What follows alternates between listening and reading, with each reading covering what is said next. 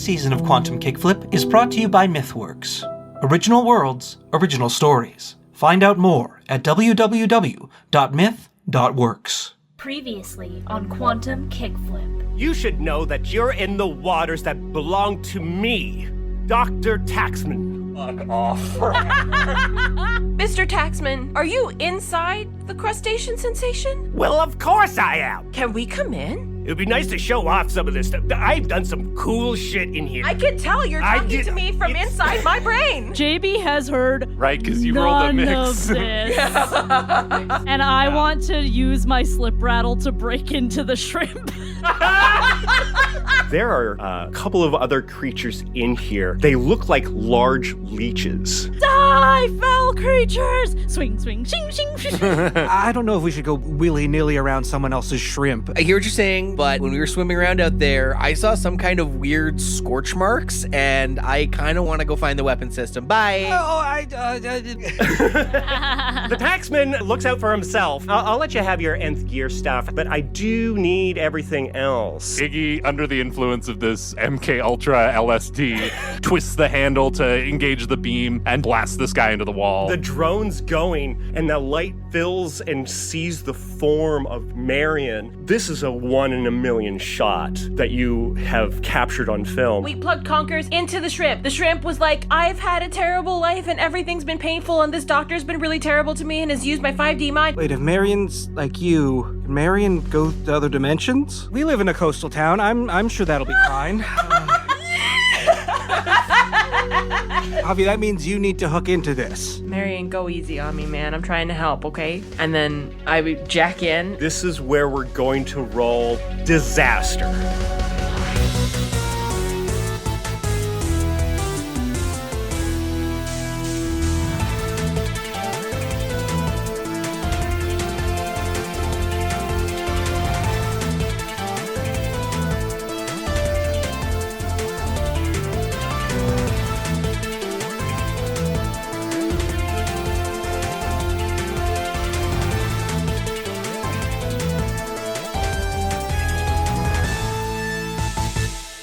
Hello, everyone, and welcome to Quantum Kickflip, a Slugblaster actual play podcast. My name is David Ray, and I'm your host and your Slugblaster Game Master podcaster. And with me are some of my best and funniest friends in the whole world, and a ghost child that only I can see.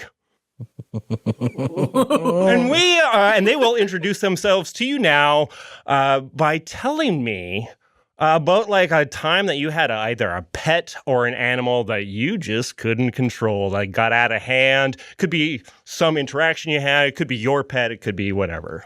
Hello, I'm Liam. I play Conklin, Cavanaugh, the chill playbook with the monster DNA. And when I was a kid, we had gerbils and hamsters at different times. And bless my parents, they sprung for that mid-90s bullshit plastic Habitrail stuff where there's like a bunch of, everything's like a plastic cage, not the wire ones, and then there's like tubes that connect so they can run from one cage to the other. And what would happen, the running wheel was attached to the outside, and it was like its own little dome, right? Like its own little bubble on the outside of the cage because it connected through the same porthole as the tubing would. And so it's just this like solid plastic like wheel shape. And the hamster or the gerbil would go in and he'd run around and be great, but they would also take little poops in there. Mm-hmm. And because it's solid plastic, the poops would get hard and go crack like tink, tink, tink, tink, tink, tink, tink, tink, tink, tink, and on into the middle of the night. So you're like trying to sleep. I'm like, I got grade 4 in the morning. And you just hear like tink, tink, tink, tink, tink, tink, tink, tink, tink. And I remember getting out of bed, like taking it off, emptying it, making sure the thing doesn't get out of the hole, clicking it back in. And like within a minute, hot steamy dumps in the wheel. Tink, tink, tink, tink, tink, tink, tink, tink, tink. Hi, I'm Sue. I'm playing Sheesa Pavi Pavlova with the Heart Playbook and the 5D Mind. I've never had a pet. I've never had a pet ever, not even a fish. But I also didn't want one. I don't trust fish and I don't trust birds. And I remember there was a time... It's a trust issue. It's a trust issue, 100%. If I can't keep up with you on my own 2 feet, no, ma'am, I don't want it. I He knew came about the up with birds. I fish. didn't know about fish. I didn't know that. Okay, two separate things. I went to Cuba when I was 18, and I was with a really good friend. And my friend Matt says, don't worry, if we go in the water right now, there won't be fish. And when I tell you there were thousands of fish, I started crying. Oh, no. And then there was one time I was in Seattle, and Seattle birds are different than birds that you experience here because they know this is their turf, and you cannot get them to respect you. And it's, again, the same thing. It's like, I was like just trying to walk on the sidewalk and they wouldn't move. And there was like 50 of them. And again, I walked into traffic, started crying because I couldn't walk through the birds. And then I just had to wait for them to not be a thing anymore. Like fly away or climate change? Whichever comes first, I'm fine with it. Hi, my name is Michael Vetsch, and I'm here playing the Smarts Playbook Tanya Lee with the Kinetic Hard Light Ring Skates. And for me, pet you couldn't control, was that the phrasing of it?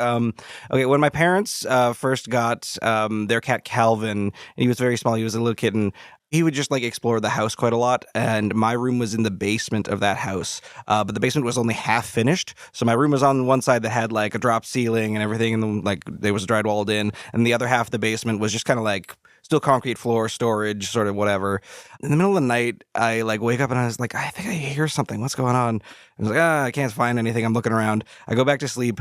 He then crashes through one of the ceiling tiles onto my bed because he had like climbed up from the unfinished side and was walking around in the ceiling that were like, he went through from the unfinished above the drop ceiling, and then just like he had been walking in between the tiles, I guess, until he stepped on one and came crashing through onto my bed.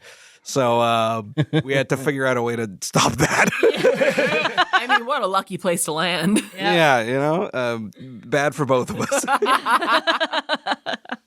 Hi, my name's Robyn. I play Iggy, Iggy Baxter, the Guts playbook with the gravity sledge. And I feel like I have too many stories for this. I'm going to go with, because I've had, dogs, cats, hamsters, a hedgehog, all kinds of, but the hamsters in particular, we got at one point 2 hamsters from a pet store. One of them was like dark gray, black, and one of them was light tan, kind of blonde colored. So of course I named them Wayne and Garth, like Wayne's World. It was 2 male hamsters, and it was going to be a great time. And the way that I couldn't control them was that Garth got pregnant. Had a bunch of babies. This sounds like a fanfic? Apparently it's hard to tell the gender of or the sex of hamsters. Or the pet store was just like, I don't know. I guess you're looking for 2 males. Yeah, they're both. Yeah. Yeah. There they are. Yeah. What are you gonna do? Bring it back? Yeah. Hi, my name is Laena, and I play Julia J.B. Baxter, the Grit playbook with the Nega Friction Sword. And I think our current dog counts. Ruby, she's a sweetie pie now, especially now that we have a toddler. But when we first got her, she was quite difficult to control. She had a lot of issues with jumping, to the point that, like, we knew that the way to curtail her jumping was to ignore her. And what that would result in is us eventually just walking to the kitchen, walking into the corner with the fridge, and having our back turned and our arms crossed while she's, like, jumping up on us. And it's like... Just Blair Witching your dog? Yeah, exactly. We put ourselves in timeout. Yeah. I'm going to the corner. Yeah. It was 50-50 of her in timeout and us in timeout until eventually she got over it. And as I said, I'm Dave. I've told about the llama. That was probably the classic. Yeah. Available on our Patreon. I was going to say, don't give that away for free. That's behind the paywall. You got to pay for that. But I also had this other story, and I may have told it before, and I'll tell it again only because it was traumatic for my younger self. When I went to the Brandon Fair, and they had a petting zoo, and I was 5, and I'm like so pumped to go into the petting zoo because they had like for like a couple of dollars you can get a little cup full of food, and you can give it to the animals and hand it off to them. I was so excited. And I go little tiny Dave bobbling into the petting area with all these goats and sheep and everything. And I was going to put my hand out and eat out of my hand. I was so excited. And as soon as I walk in, goat comes up to me, bam, knocks it out of my hand. And they all just crowd on the cup as I was just like, I don't get to hand feed any of them. And they're all ignoring me. And I was just like heartbroken. Just like I just wanted to be able to. And that gave me trust issues for the rest of my life. So, well, with that, we also have our own crew, Sunset Sideshow, have their own animal that they're trying to corral. Marion, the jumboest of shrimp. Crustacean sensation. That's right. Crustacean sensation. And we're going to see what happens right now. It's time to play the game. It's time to play Slugblaster.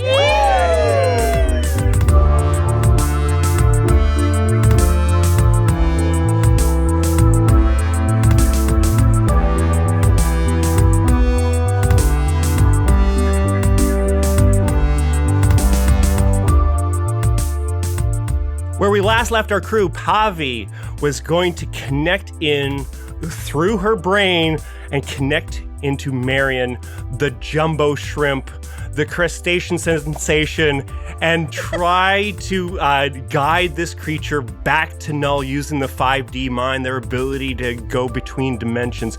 This is unlike anything that Pavi has done before. And this is where we're going to roll disaster. Let's, how much are people rolling with? I'm how many rolling dice? 4. 5 is before.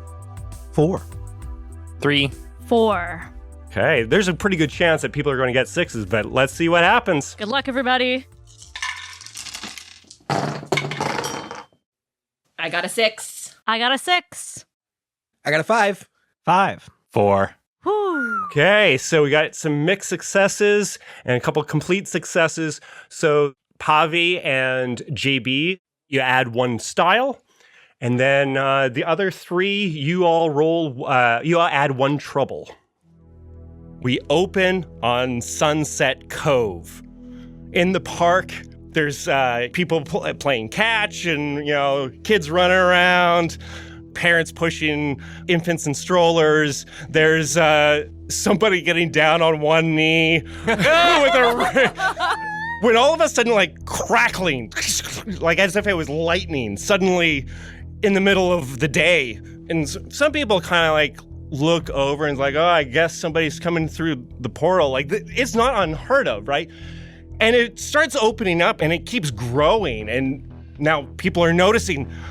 Now you can see sparks of lightning spreading, and immediately all the power goes out in several blocks as this continues to grow, and this the snout and tendrils start piercing the interdimensional veil and coming through as it grows bigger and bigger and piercing through it. A pretty steady pace. People are running away, yelling and screaming as this visage of Marion starts taking up more and more space, rising above. Now, Marion normally would swim through water, but in this, she has to depend on her 8 legs, these giant legs that are go to a point, right? Like shrimp do. And they pierce through, start digging into the ground, going 10, 15, 20 feet into the soft park ground and rising up. Marion breaks through some power lines, feet pierce the ground and break through the streets at points. People are running. Everything's chaotic. You're all inside. Pavi's holding on for dear life as you're coming through through this space. I looked it up. Now, You looked this up. I looked The this historical precedent for this. Just to give a sense of how big Marion is, I said that she's about 1 kilometer long. That's 4 city blocks. Oh, That's how long Yeah. it is. And these are the long city blocks. Yeah. And so she's coming through, rising up, all this interdimensional energy pouring around. The rescue agents at the one portal that would lead to Thenaspar that's like managed and everything like that, just like they're standing there and like looking up and like pulls out their walkie-talkie. We're gonna need a bigger city. It keeps getting bigger and bigger. You see Miss Eleanor Winters with her like white hair, and she's talking to another old lady and just saying, well, it causes young people to invent new curse words, and she like looks up and sees And makes up a new curse word. Yeah. and Baroque. yeah. Baroque is a swear now, yeah. Chaos is happening. One leg goes right through the giant donut of the donut place, like bam! Yeah, of course. And now it's like stuck on there and like rips up as it. Now Marion is heading towards the ocean. That's like it wants to get back to the water. And so she's heading that way. People are scrambling. As it's piercing into the ground, it's causing these great holes. People are like slamming on the brakes, almost going inside. All of this goes into the water. And then Marion lets her body down into the water, and it starts causing a wave of water to, because this is a lot. It's a lot of shrimp. It's a lot of shrimp. The largest ship in the world is 1/3 of a kilometer long. So this is 3 cruise ships long. Wow. As it's going down into the water, this wave of water goes up over the boardwalk. People are preparing it because the first cruise ships are going to be coming through here in a month. So they're cleaning up after the winter. And they're just like, well, it's looking like we're almost, oh my God, as all this water comes swapping over through. Baroque. And Mary crashes into the water. One of those, like, because it's the boardwalk, right? Yeah. There's like the carnival game Yeah. where you squirt water into a clown's mouth, a balloon, and then just the guy, like, I did it, turns around, this wave's coming at him. And the whole game is wiped down, just like bam, knocked over. Walks away with the biggest stuffy. Yeah. but it's drenched. It's so sopping wet. soaked. Now, Marion doesn't even initially go fully submerged until she's good way into the bay. It's taking up a good portion of the bay. And Marion kind of settles down, and all of this energy to come through the interdimensional veil subsides, and you can feel that Marion is tired and like rests and kind of goes into that like, I just used all of my energy and is collapsing into the water for right now. And still is eating right away, like immediately eating whatever fish are in the bay. And the leeches are inside Marion are all kind of like looking around and like looking towards you. They all have their like little different hats. Mm-hmm. I want to check in with you. I know that was a long period with me there. What is going on inside Marion's skull, I guess, where you all are? That was The bridge. Great rampage. I do just want to note one of Dave's notes in his notebook was a bullet point that just says screaming and running. Yeah, I did hit that one. Yeah, it did. That part had to be written down separately. Yeah. That needed How do Comma, running, question mark? Yeah. My favorite compliment that someone can give that casually is great rampage. Great rampage. Great rampage. Great rampage. Thing I didn't say about that movie. It's not a great. So we're ostensibly on the bridge, and if I remember correctly, Sheesa is jacked in. Yes, that's right. You're reclined into that like weird mucusy kind of lump in that connects you to Marion's mind. If you're like in like the Kirk position, then Conklin's in the like Sulu position, like helping you navigate. Like, I'm giving her all she's got, Captain. I realize Sulu's not the Scottish one. Shut up. Hang on. We so got there though. We got there. So Pavi is jacked into the shrimp. And she is, at first, it was this like surge of energy. She had put the tampons in her nose because she was sure that her brain was just going to bleed out. But then, as she's sitting there in the brain chair, she feels Marion's energy just kind of like pulsing through her. And the whole time, this whole season, what she's felt while she's slug blasting is that like every time she uses her mind, her 5D mind, it feels like she's pouring half of her cup out. But in this instance, she feels like whatever's in that cup has been supercharged. It feels like every time that she decides that she's going to use her brain, it's like it's not pouring out a teaspoon, it's pouring out or it's not. Big shrimp got a bigger cup. Big shrimp, big cup. And but she feels as though whatever was in her cup before, whenever she uses her ability, she's not pouring out half the cup, she's pouring out like a teaspoon. Her cup runneth over. Her cup runneth over. So you rolled a 6 on your did. disaster roll, so you do get your +1 style. JB is also like, you rolled a 6, Laena. I did, yes. Your 1 style. The other 3 rolled mixed successes, and so that means you each get 1 trouble. And I think it makes sense of like how you're feeling as you're going into this first scene here. Conklin, I think your emotions are just raw. It's just like an exposed nerve. So any emotion you have is just right there.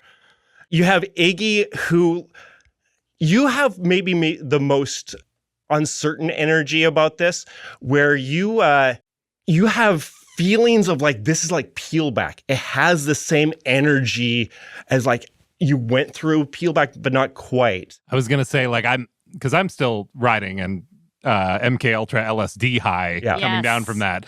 And you know what they say when you do like psychedelics and hallucinogenics is you don't want to like settle in a nice, comfy, dimly lit room on a couch with some snacks and like have a chill time. You want to break the fabric of reality riding a jumbo monster shrimp from hell. That's the ideal. Crash a plane, yeah? Yeah, exactly. Yeah, exactly. Good.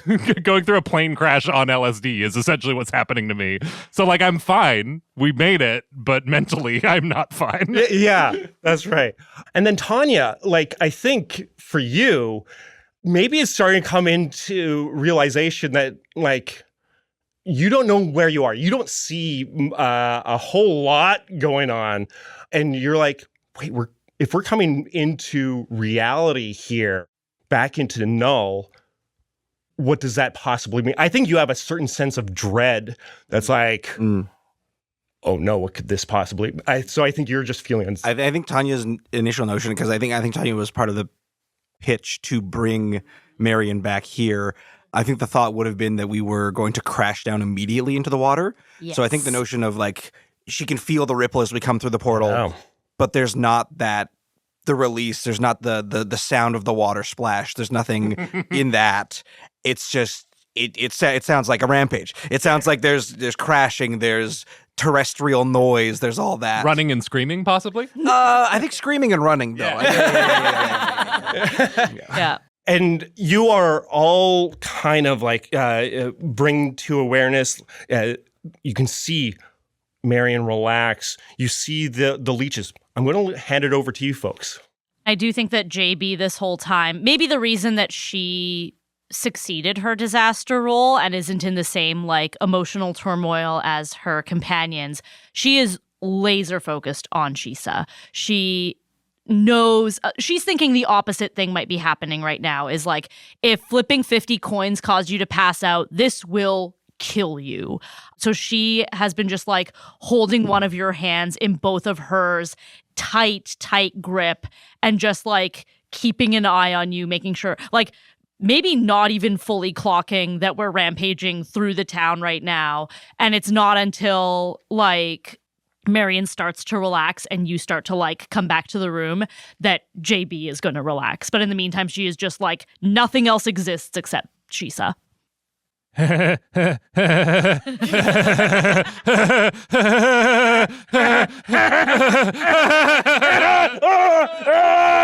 Because I'm still a monster mode, baby. Right. And he's like hyperventilating. He's kind of doing like a Tasmanian devil sound, and he's just sort of doing the bob up and down, like like a Street Fighter character, like, looking around like a dog that just heard fireworks, and he's Iggy touching. is laughing, but the look on his face is just like vacant panic. He's trying to like sort of exert some kind of control, but all he's really like he's operating the TARDIS, like he's trying to pull levers and knobs and stuff, but it's all brain. And he's just like poking nerves and like yanking on veins of things. Stop touching.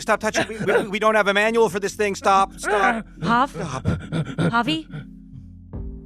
Pavi? As Marion lands in the water, Pavi, she kind of shifts focus back into the room. Her body like slumps into the chair a little bit, but not in like a deflated way, but more just like a finally at a relaxed moment. And she takes the shrimp jack out of her neck. Yeah. And as she does that, she just takes a big exhale. And then she looks around the room and she sees JB's face, which is terrified, just like fully like wide-eyed, like almost like I imagine that JB is like almost weepy at this point because they're scared. Yeah. And so Sheesa takes the jack out, sits down, slumps, breathes, and then stands up. And the first thing she does is gives JB the biggest hug. She's like, I'm good. Yeah. Instant hug back. Tight embrace. Like, you good though? Like, are you actually? I think I'm great. Like, I think I'm really, I mean, look, as she pulls the tampons out of her nose and goes, look at these! Look at these! Mucus! Dry! Iggy gets in way too close and just stares at her. I'll get in group hug. I think I multiple somersaults over and lick both of your faces. Yeah, we're all good. Everybody's good. I was gonna say there's a nice group hug, and then Tanya's got her arms like wrapped around Conklin's neck on the back, like rodeo trying to calm him down. Not a good hug. You guys, I don't know how to explain what just happened. I feel like I just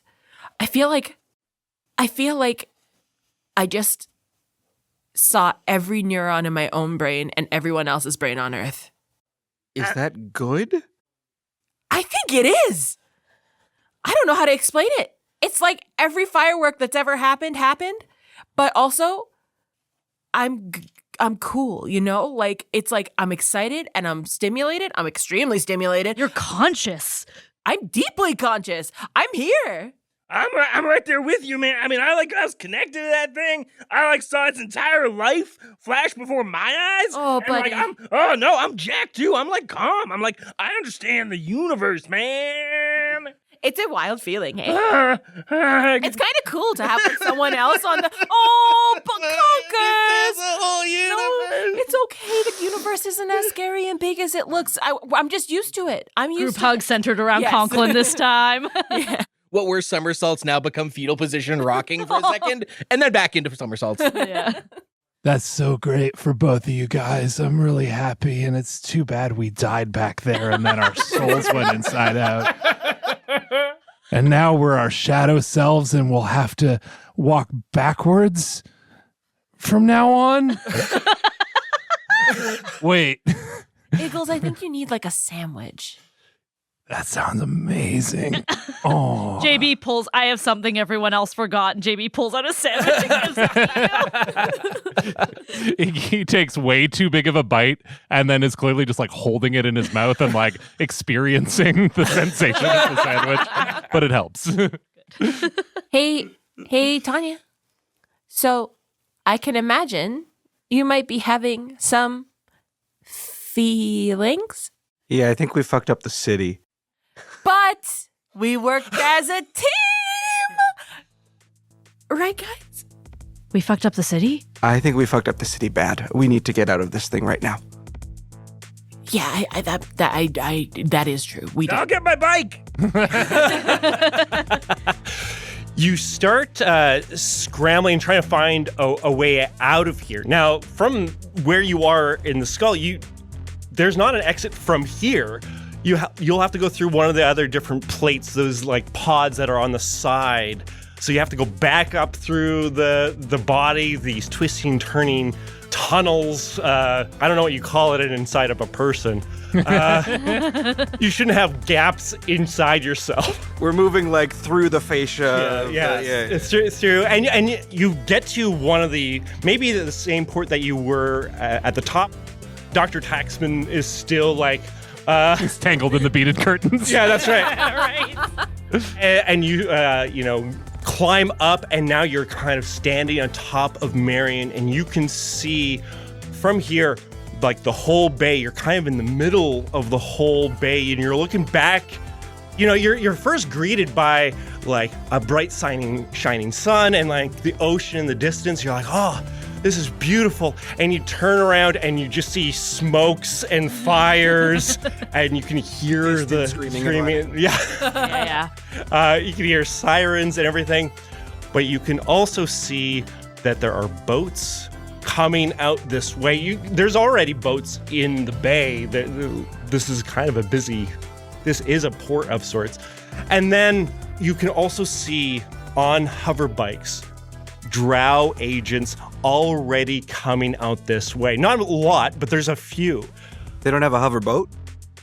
Well, that's what the boats are. No, but I mean a boat that hovers above the water. Well, they look like hover bikes at first, and then we realized that they're actually hover jet skis. Yeah. Well, that's the beauty of hover bikes. Yeah, when they hit the water, then now they're hover. As the agents approach, Pavi is panicking a little bit, and then she tries to hold a bit of an audible with the team. She's like, okay, so here's the thing.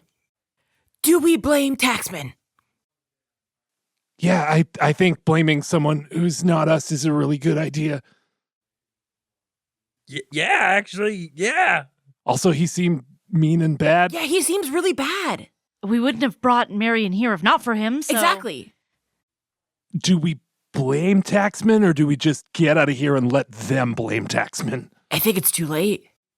Do we really want to just leave Marion to drow? Well, oh, you're right. I don't think it'll drown. It's a shrimp. The drow. And I knew what that was. Well, this is the thing. I think as long as we get Taxman out of Marion will be able to take care of herself. Done. JB starts making her way back to the apartment. So roll him up in a shag rug. Yeah. His head pokes out one side, his feet poke out the other somehow. It's a very short rug, or he's super tall. It's a 4-foot wide rug because he was only 5'2". Yeah. That's right.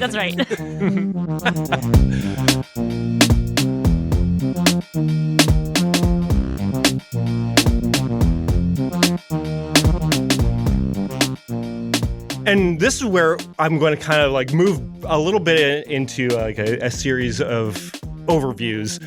As you're getting together, there's no way that you can just escape. Hoverboards can work over water. It is true. They're not as effective as when it is over land. As proven by Back to the Future 2. Yes, that's right. And we've talked about this. Can't do that, McFly. You need power. That's true. It's not as bad as in Back to the Future 2, but it is that kind of same principle, because what does it press against, right? So you're like, well, you just got to let this happen. And you do get taken in by drow. You are pulled back, and they're checking you out medically. And then what we see is like kind of like a series of interrogations. I don't want to do the full interrogation scene. We'll kind of get to that a little bit later. But I do want give me like a moment from each of you of like something you may have said to the agent, just like a sentence at most. Like, is it anyone specific who's conducting the interview, or? It's for each of you, it's a different agent. You don't know any of these from anybody else. These are people who like work in the drow facility, kind of a little bit obscured from town, right? You may have seen these individuals in the store, but you had no idea.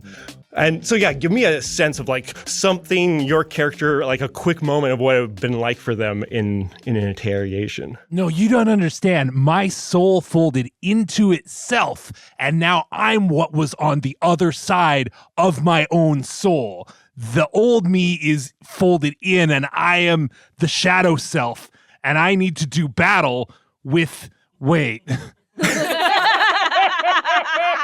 I'm not saying anything until you give me one of those silver blankets. Do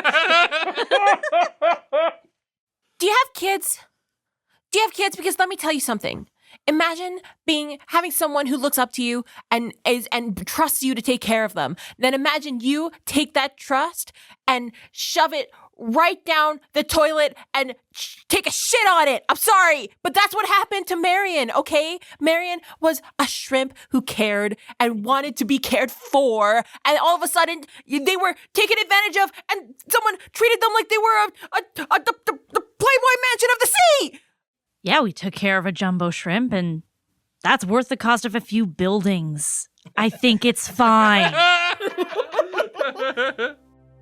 It was all my idea. It was all my call. We just wanted to try and help. We just wanted to make things right, and I didn't think that this would happen to the town, but it did. And we can't change the fact that it did happen, but we've done that. But it wasn't the rest of the crew. It was my call. I'm the one who said land the shrimp here.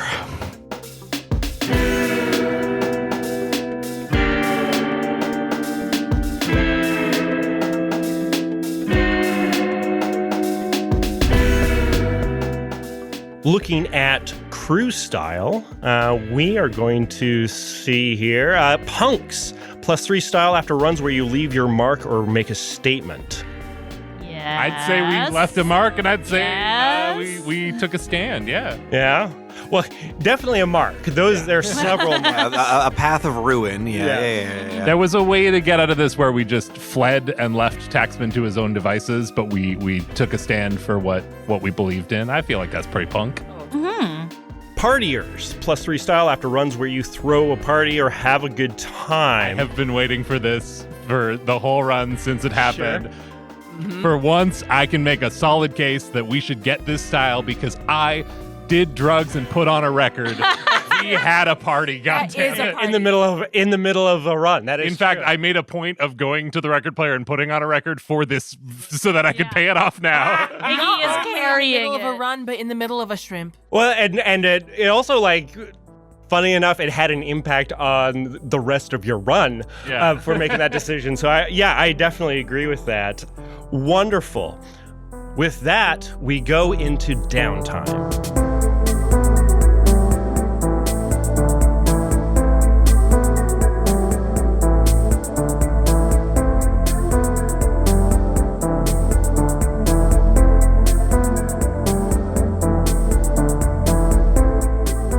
The group of you sit in this clean, drow holding room. You're all kind of having this moment. You're recovered, and you're just waiting for the agent to come and talk to you. It feels like you've been there for way too long. But as you are, wanting to get going, the door opens, and you see in a suit the agent who's talked to many of you. Okay, look, we're going to let you go here in a second, but I wanted to wrap up a couple of things. We appreciate what you folks did. You brought in somebody that's been wanted for a very long time. And we here at Drow appreciate that very much. However, we have also realized that you did bring this, you are responsible for bringing this creature here, and now I have a whole plate full of squid spaghetti all over my bay. So I believe it was a shrimp, not a squid. I did not take culinary school or ecological school or any of that kind of stuff. All I care about himself and not being like, be quiet. Here's the thing. Normally, I could throw the book at you and make it so that you would be banned from interdimensional travel. But we're not going to do that. Because of your bringing in taxmen, we're going to say that this creature is running amok and you happen to be on board, and we're going to leave it there. But you should all know that we're going to be watching you more. that if there's more trouble, if you bring another extra-dimensional creature into this realm, it's going to be big trouble for you. Oh, but I had a second shrimp all lined up and ready to go. Oh, please don't listen to Iggy. There's only one crustacean sensation. Let us hope so. We are going to be dealing with this, and I just want you to behave, and we will clean up your mess. But just be lucky that the creature you brought into this dimension just so happened to have an interdimensional war criminal on it. So you kind of got lucky, weirdly, in this whole thing. We're here to help, too. Yeah. I mean, we know, right? Right, guys? Absolutely. Well, fortunately, we will be keeping an eye on you, Tanya. Thank you for telling us about how you, this whole thing was your idea. Well, hey, I don't want to hear anything else. No. Just get out of my office. Get out of here. You're free to go. You can collect your things at the door. No more. But Thank you, officer. Thank you. now, yeah, Formed my preconceived notions, and I do not want anything to shatter them. Get out. get out of here. All right. So just know that I'll be keeping my eyes on you, Tanya. Yes, Okay. I'll check back in as mandated. Right. Yes. Yeah. Agent Garschler. Remember that name. Okay. How could you not? Yeah, Garschler. Agent Drewford Garschler, of course. Drewford H. Garschler. Of Yeah. course. H. Garschler. Yeah, it's my grandpa's name. The H is for Hermano.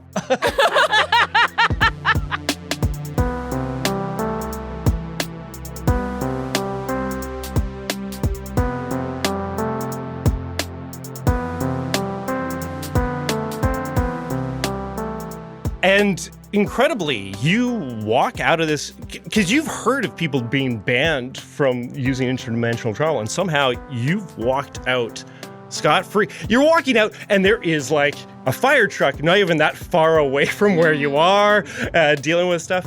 And you see all this chaos that's happened, and somehow you have gotten out relatively scot-free. Oh, the moment that we are clear of Drow and not within earshot of any of the Drow agents, JB would look over to Tanya and be like, what was that about? Yeah. Mandated? I just have to come back and check in with Drow because I said that it was all me. I said that I brought the shrimp here because I did, in a way. We had a scapegoat, a wanted international criminal. Also, physically, it is impossible for you to have brought this crustacean sensation here yourself. Come on, Tanya. Interdimensional criminal. But I suggested it. And you know what? There won't always be someone that we can just lay the blame on. And that's not the way that I want to run this crew. All right? I want us to take responsibility for the stuff we do, the good and the bad. Well, then why aren't you letting us take responsibility for it? Exactly. Because it was my fault for allowing us to come on this run anyway. It's classic Slugblasting. It's classic Sunset Sideshow. I don't want that to be classic us anymore. But I put all of that aside and I said, let's go do it because I thought it would be okay. And here we are. The city is smoking in ruin. And now there's a giant shrimp in the bay. So when we do things our way, it all goes to hell. That's what you're saying? Thus far, yeah.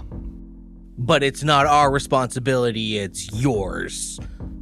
Yeah, do you hear, Tanya, I'm here to try. I always want to make sure that we're all on the same page, and I see what you're saying, but I think I think this is misguided. I don't think that you're quite grasping the fact that, like, if you want responsibility to be taken, we can all take it. You don't have to bear the brunt for everybody. I haven't seen that yet. Well, because you don't give us the chance. That's fair, actually. That's pretty fair. I was about to get real sanctimonious, but she's got a point. I think throughout this whole exchange, Iggy's just looking deeply uncomfortable because he is always the first to pile on and give Tanya a hard time. But in this instance, Tanya has done something incredibly selfless for the crew and doesn't really know how to, like, there's no angle to attack from here, but he also doesn't know how to defend Tanya, so he's just kind of staying quiet. Look, I'm sorry if this makes things weird. I'm sorry if this feels like it's coming out of nowhere. This crew is my last chance, and I want to make the most of it. Let's put today aside. I'll see you all at practice. Tanya pops her ring skates on and skates away.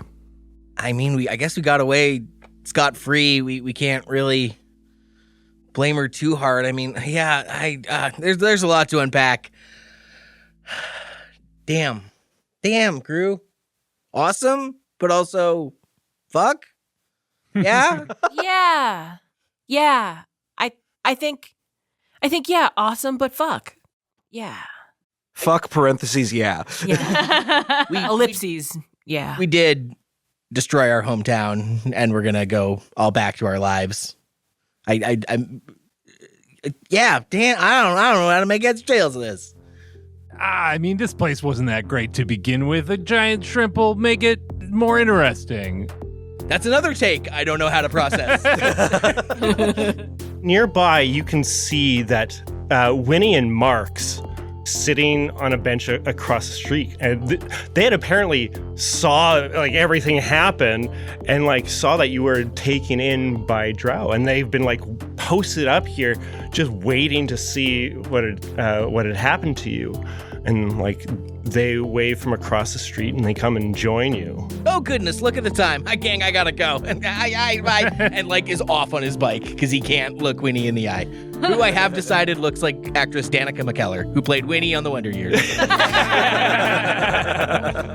Perfect. And Winnie actually like wants to spend time and like you got to tell me what happened, and at the very least goes with JB and tries to find out. We won't necessarily play this out, but do you go with Winnie and Marks? Does the Iggy walks up as they're approaching and kind of like rolls his eyes, pulls out a Sharpie, and just signs an autograph on whatever Marks is holding. Marks didn't want an autograph, but Marks like once again silently just hang on to that. It'll be worth something. Yeah, and Marks opens wallet, puts it away. There are several in the wallet. There's already many. I do this every time. Yes, exactly.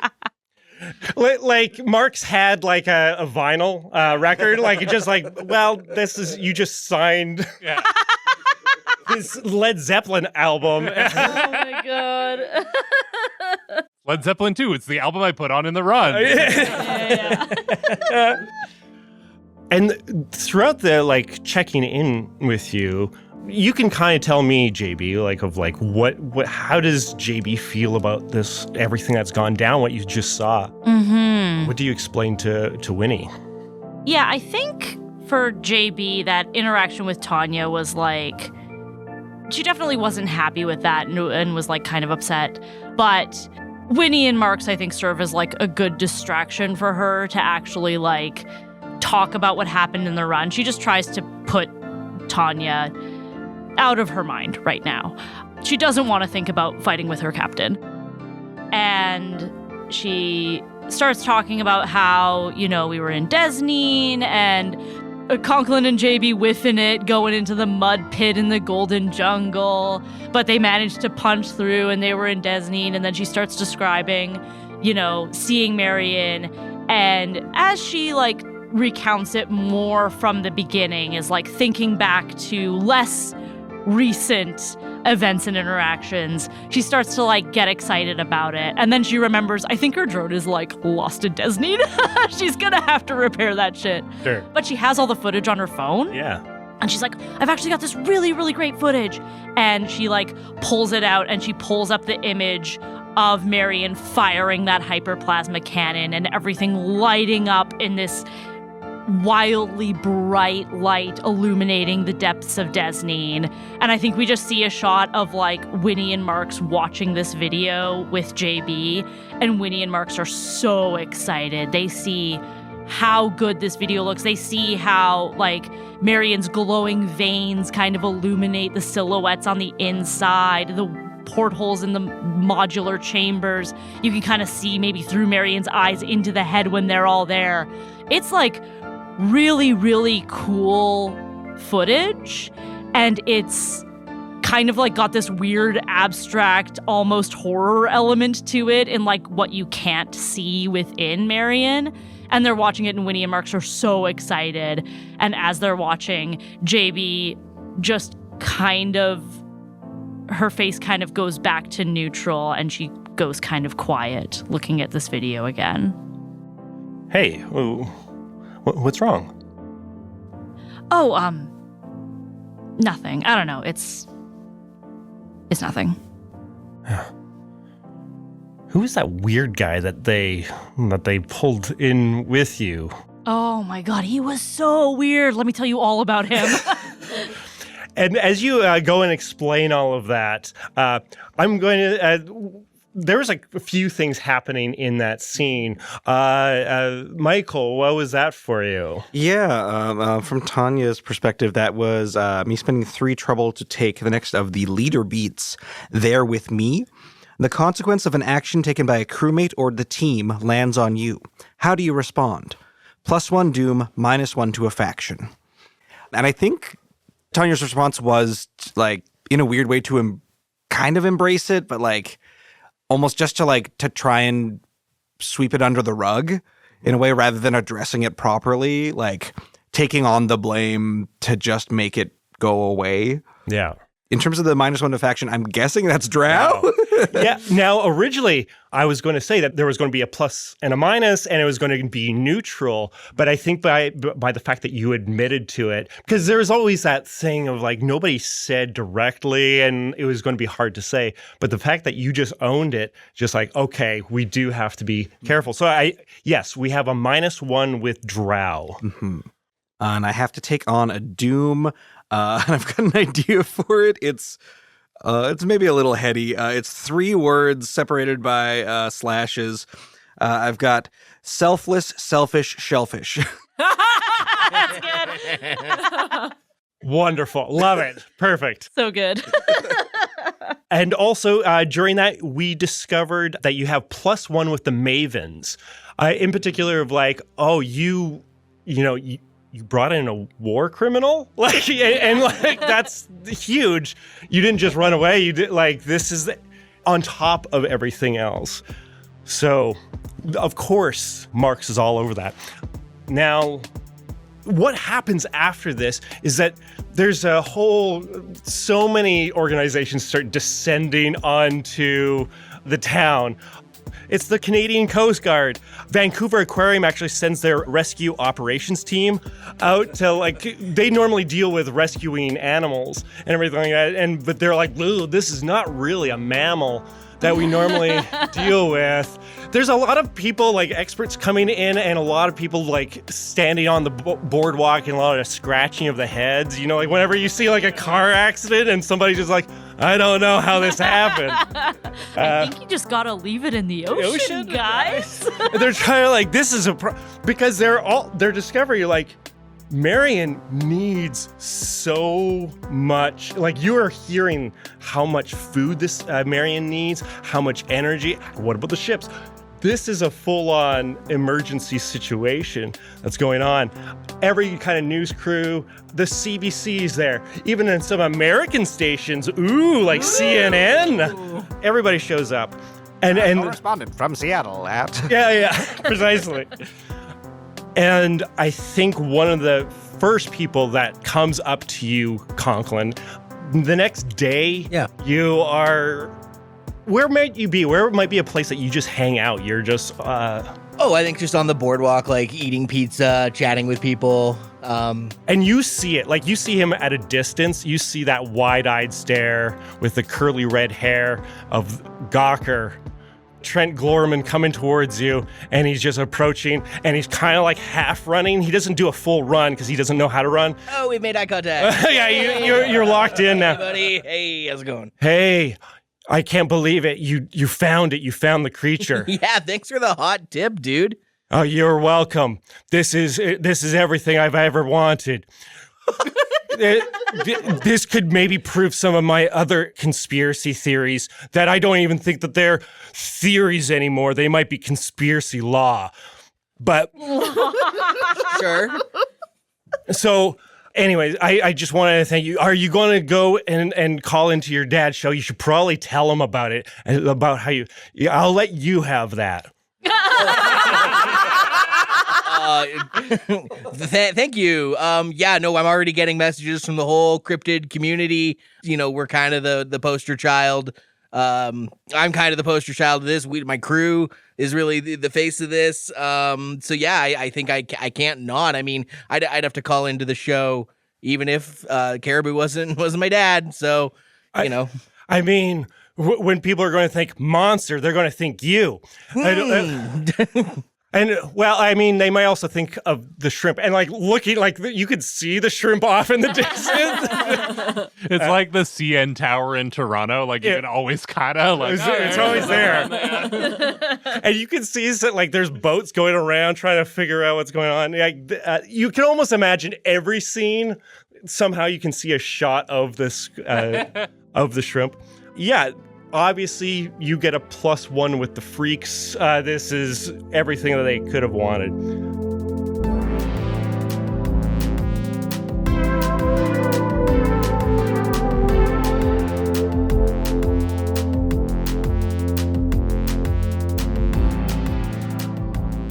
I think it's at this point that we cut to a completely different scene. Mm-hmm. We are at the overpass in Vestige, and we're not with Sunset Sideshow right now. We're with Boardwalk Empire, the latest name for Alyssa Baxter's Slugblaster crew. We see Alyssa. I think she's trying to pull a trick off the overpass. She's trying to clear it. She doesn't quite make it. She starts to fall at the bottom. Cerulean slug, mouth opening, turning into just a big pit that Alyssa is about to fall into. And then whoop, little portal opens up. Alyssa falls through. Whoop, little portal opens at the bottom. Alyssa tumbles out unharmed. Looks behind her, sees the cerulean slug, now with some hard light slashes across it, scurrying away, and there's JB. Huh? All right, playtime's over. Time to go home. You don't get to tell me when playtime is over. Playtime just started. You almost peeled back, all right? Well, I guess playtime is over because I'm not having fun anymore because the fun police are here to end playtime. Oh, I'm under fun arrest. I'm going to fun jail. Oh, I have enough to make fun bail. Okay, we need this. This analogy's weird. I want to stop right now. No, let's go. It's time to go home. Come on. I came here with my crew, and I'm leaving with my crew. JB looks behind her to the crew, and I think maybe they also all have scraped knees and are a little tattered, and they're kind of also at the bottom of this overpass. And she looks back and is like, "No, you're done. You can't even clear the overpass in Vestige without nearly coming back home the hard way." What are you talking about? We're calling this place the Mega Ridge. We discovered it, so we get to name it. We're the first crew that's ever found this place. Oh, Alyssa, come on. What? We are. JB starts pointing on the concrete pillars that are holding up the overpass, being weird gravity was here. The subsonic sentinel was here. Gold Star disaster symbol, yeah. Yeah. God, if even subsonic sentinel was there. A crew named Hover Boardwalk Empire was also Yeah. They've not only been here, but they have a better name.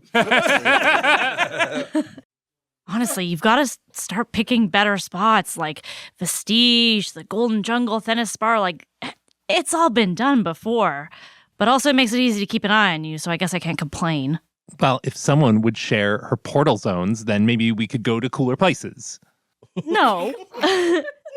I'm not doing that. Well, then maybe I should tell Mom where we're running into each other right now, because maybe she would want to know. And then you're the one who's going to get in trouble because I'm in a sports league and you're cutting your extra. Oh, are you here on official sports business? Are you in a Maybe I match am. right now? I could say I'm on XBF stuff. She never watches XBF. Well, maybe I'll teach her how to watch, and then I'll teach her the rules of the. Hang on. Look, I don't want to be doing this, okay? I have so many other better things to do. Then don't. Leave me alone. We're fine. We were fine before you got here, and we would have been fine if you hadn't come here. So just let me do my thing. I kind of like the sound of going to fun jail. My knee hurts.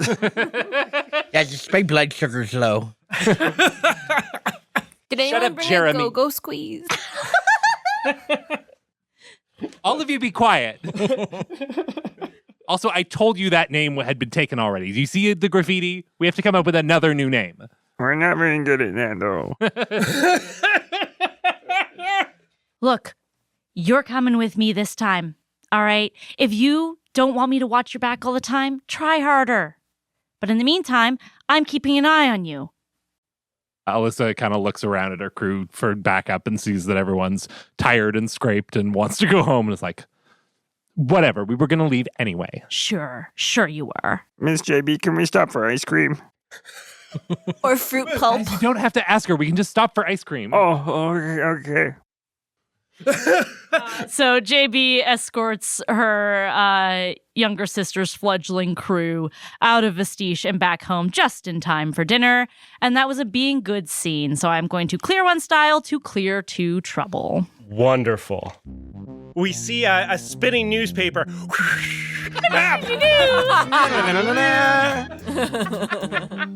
Jumbo Shrimp Gumbo's Town.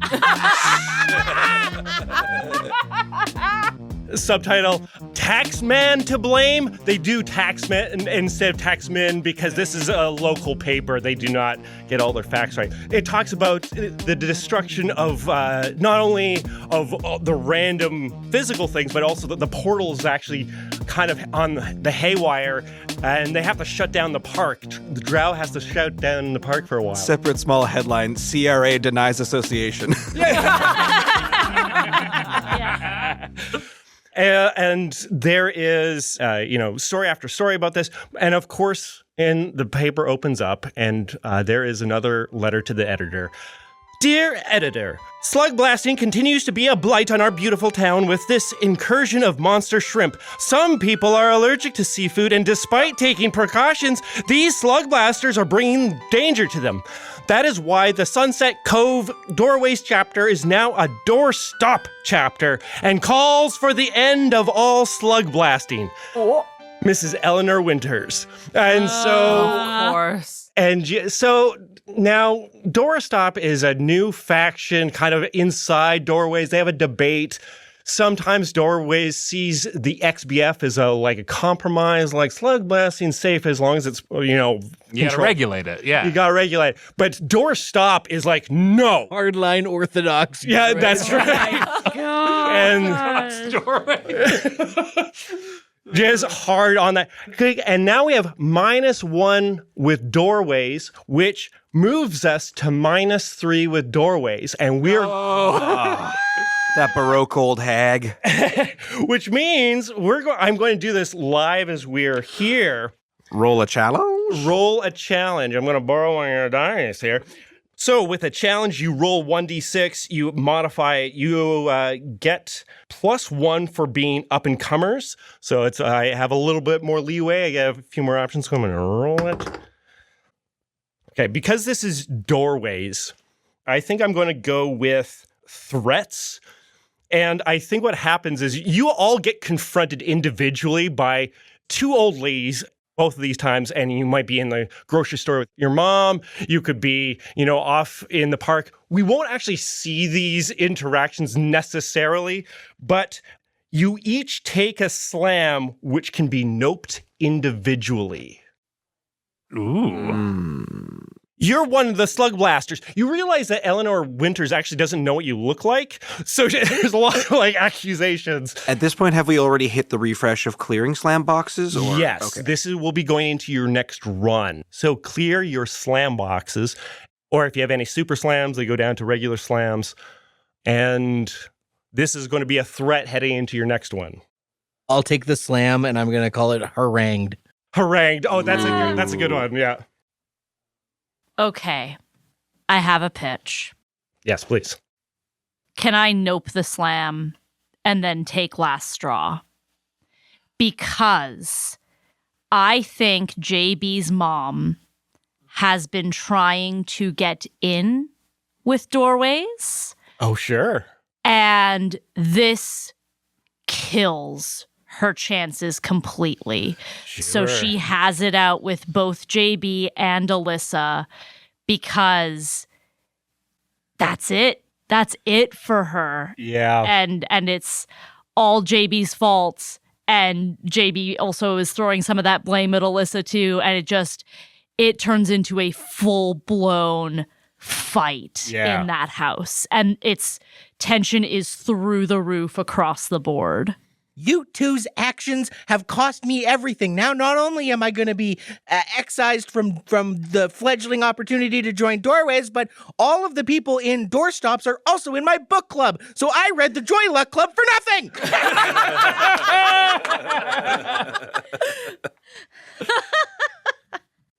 You're better off. You know what? You're better off. I'm not going to give up slug blasting for anything, and certainly not for some old ladies. You're going to be an old lady one day, and you're going to regret saying that. You don't know what it's like. Bunions and... Ah! I don't even know why I'm here. I didn't bring any shrimps back with me. I didn't unleash a monster on the town. I heard you were almost eaten by a slug. I can't believe I have to say that to my daughter. Who told... And she's just fuming at her sister. Yeah, I'm not the one taking all the heat for this, Lyssa. Shrimps, slugs, I miss when you two just wanted hamsters. Last straw gets me.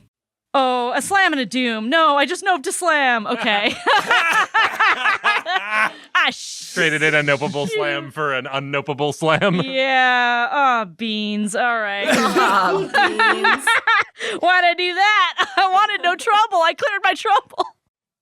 So that means you're going to be so stressed. I'm still getting harangued. As a slam.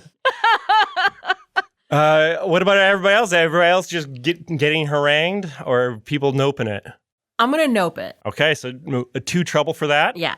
I am thankful that this is happening after our slams reset, because my slam boxes were both full. Yes. As it is, one of them cleared and the other one is down from ultra tripping to just regular tripping. Yeah. So I do have a slam box available. I also, however, if I marked 2 trouble to nope this, that would fill my trouble track and trigger a disaster.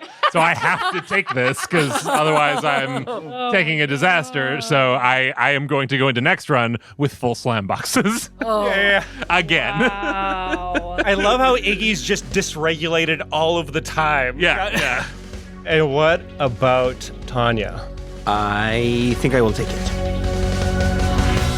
Hey there, sluggers and sports fans. It's me, Laena. Thank you so much for listening to this episode of Quantum Kickflip. We are so grateful to each and every one of you. We could not do this show without your support. And if you're looking to get a little more Quantum Kickflip in your life, looking to give us a little more support, you can subscribe to our Patreon. In our Patreon, you can get early access to every new episode of Quantum Kickflip, bonus content, special shoutouts, and more. If you subscribe today, you can listen to the music featurette, where Robyn breaks down his process composing the XBF theme, the Sunset Sideshow theme, and the character themes. You can listen to that right now if you head to patreon.com/quantumkickflip and subscribe. And now I'd like to hand things over to Eleanor Winters from Doorways with a special message. Dear Editor, last week at the Sunset Cove Community Potluck, there were a group of rowdy teens who not only took more than their fair share of my deviled eggs, but they were also talking about something called Quantum Kickflip and how they were big fans of it, which I can only assume is some sort of illicit street drug. I demand that the mayor and the police chief immediately arrest and prosecute to the fullest extent of the law the following individuals: Diamantina, Aratlon, Nash Fesman Farmer, Mana, and some boy named Craig from Canberra, Australia. Thank you, Mrs. Eleanor Winters. This season, Quantum Kickflip is proud to be sponsored by MythWorks and Wilkie's Candy Lab. MythWorks has created and published a range of award-winning speculative fiction in comics, tabletop role-playing games, and beyond, reflecting humanity through the power of storytelling. To learn more, follow MythWorks on social media at MythWorksHQ or head to www.myth.works. You can catch the next episode of Quantum Kickflip and the beginning of a brand new match on Wednesday, September 9th, or 2 days early if you're a patron. Thank you so much for listening, and let's get you back to the action.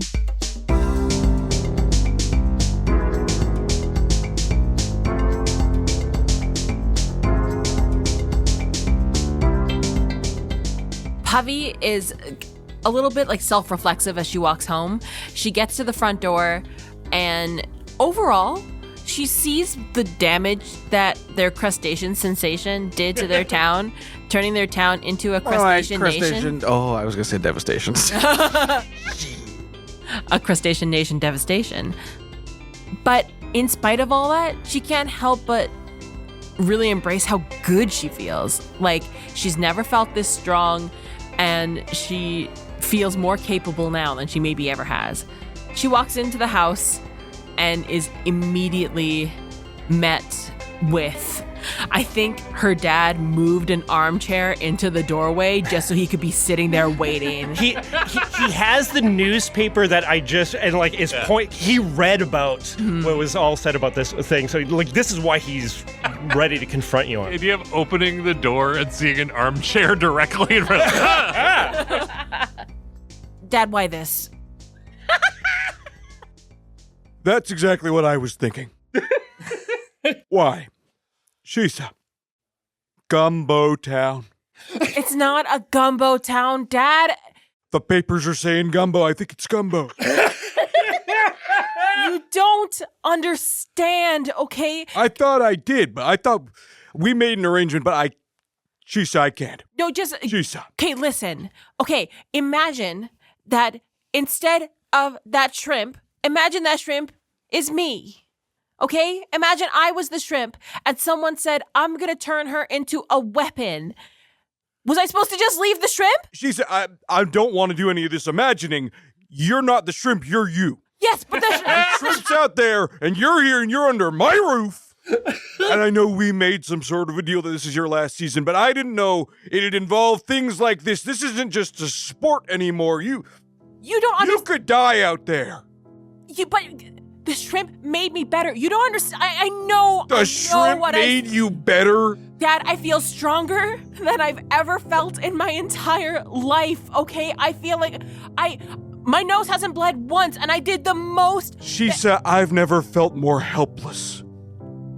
All right? The things you're doing, they tear me up. I try to be here for you and your brother, and I just can't anymore, all right? Wait. I try to understand you. I try to put myself in your shoes.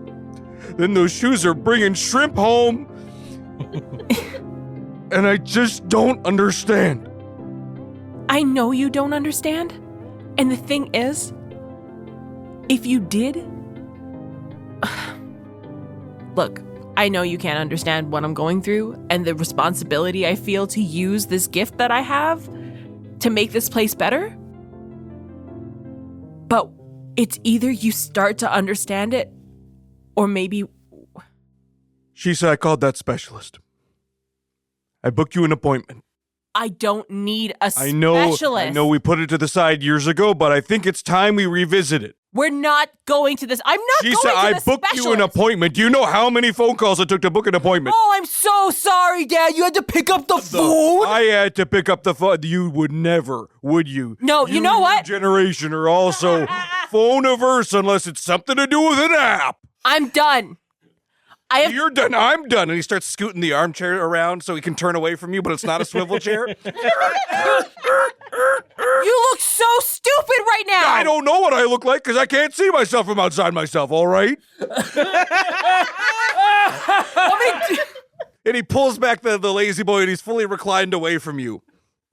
Now, Sheesa, you're going to go up to your room and you're going to wait there and you're not doing any slug blasting until we get you in to see that specialist and figure out more about what's happening in your head. Sheesa, as he's talking, just walks right back out the door and slams it.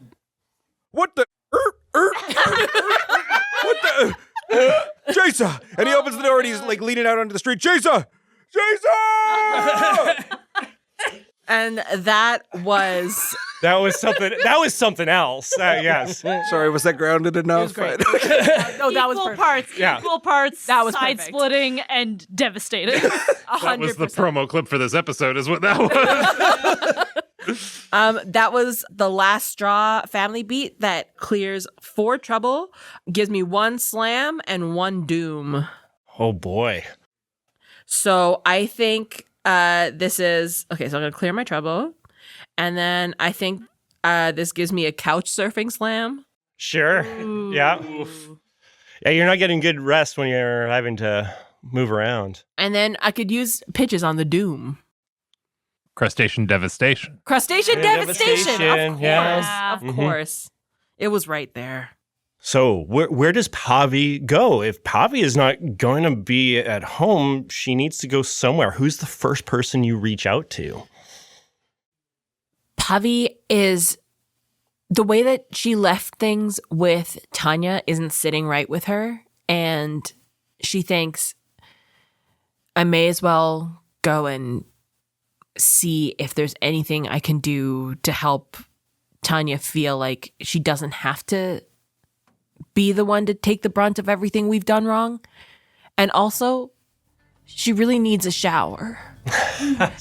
Yeah, you were just trying to return home to get that shower, yeah.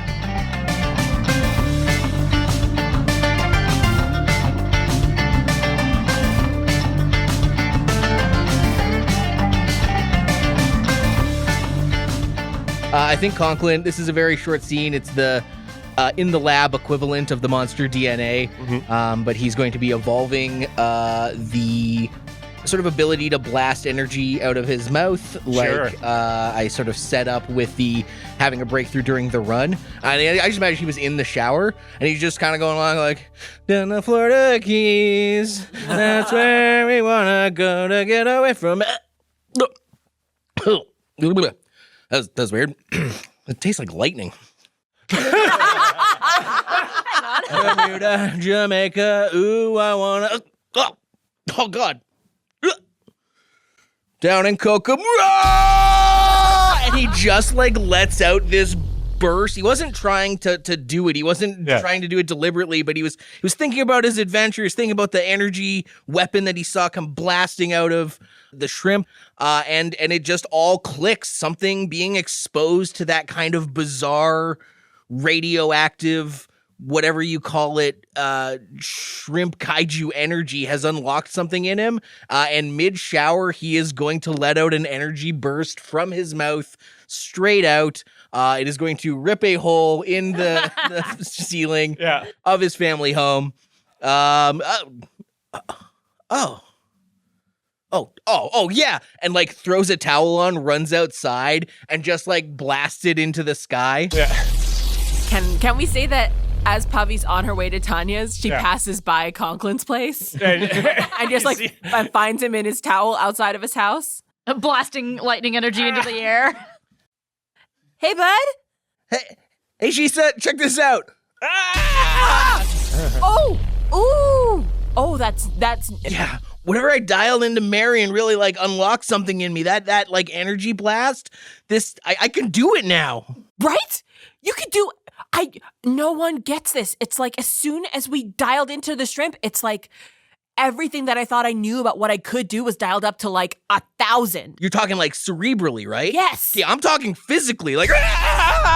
Yeah, but like, physically was always like, physicality is like your thing, but like brain thing. Yeah, like no, mind but thing. just it's everything. Like exactly. Yeah, okay. Okay. All right, well. Great. You were going to take it. You look like you need a shower, but I'm sorry, mine's out of commission. Yeah, no. He pulls up his towel. Are your parents home? No, but the alarm's going off, so they're gonna be. Okay, good luck, buddy. Thanks. Okay, well, yeah, good luck.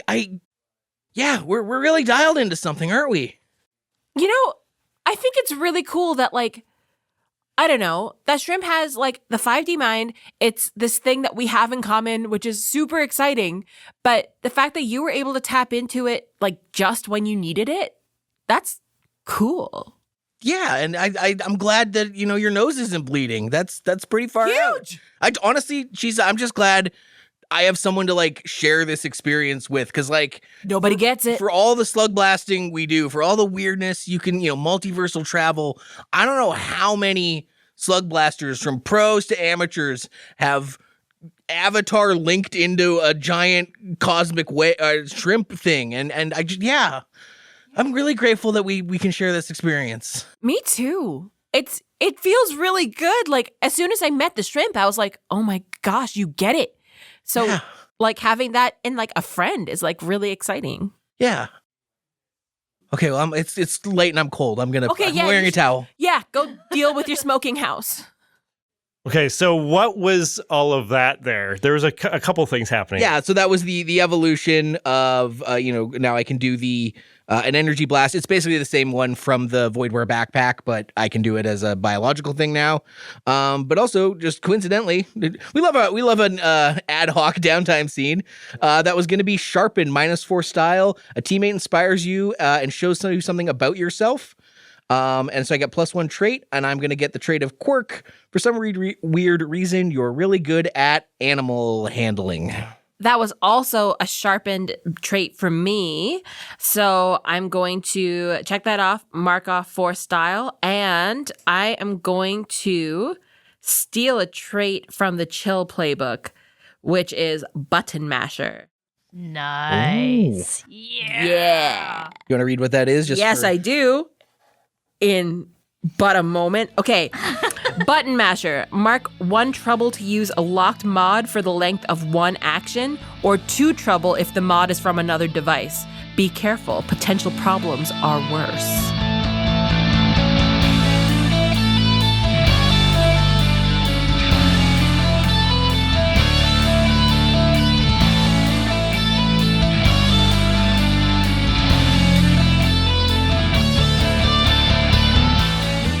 So I think we find Iggy downtown in Sunset Cove at the scene of some of the devastation from this, the crustacean devastation. There's just like a chunk of Main Street where the asphalt is all torn up from one of the giant legs coming down, and it needs to be all like removed to be repaved. Like you have to break up the old concrete and get it out of the way so you can repave this section of the street. We find Iggy and Mr. Martin's in there, and Iggy is pleading with him, and it's like, it would be so much easier if I could I have a device specifically for breaking stuff and moving stuff. Now, Ignatius, I told you, you gotta do it manual style, all right? I got you this normal sledgehammer, and you're gonna be helping out doing some service to the community, and this will help rehabilitate you a little bit, all right? So we're working on crustacean restoration due to all of the crustacean ruination caused by that crustacean's gyration. Now, you're going to take that hammer and you're going to break up some of that asphalt over there, and some of the other cleaning crew can help move it around, okay? I'd just say, like, I'm all for helping my community and I could just help my community more if I could use a more efficient device to... Come on, this is the one time I get to smash stuff and it's allowed. About efficiency. Sometimes you got to take the journey. The destination is not the goal. Oh man, you want to hear about going on a journey? Fine, give me the sledgehammer. All right, you take this sledge here. I'd give one nice big swing. Now you got to choke up on the grip there.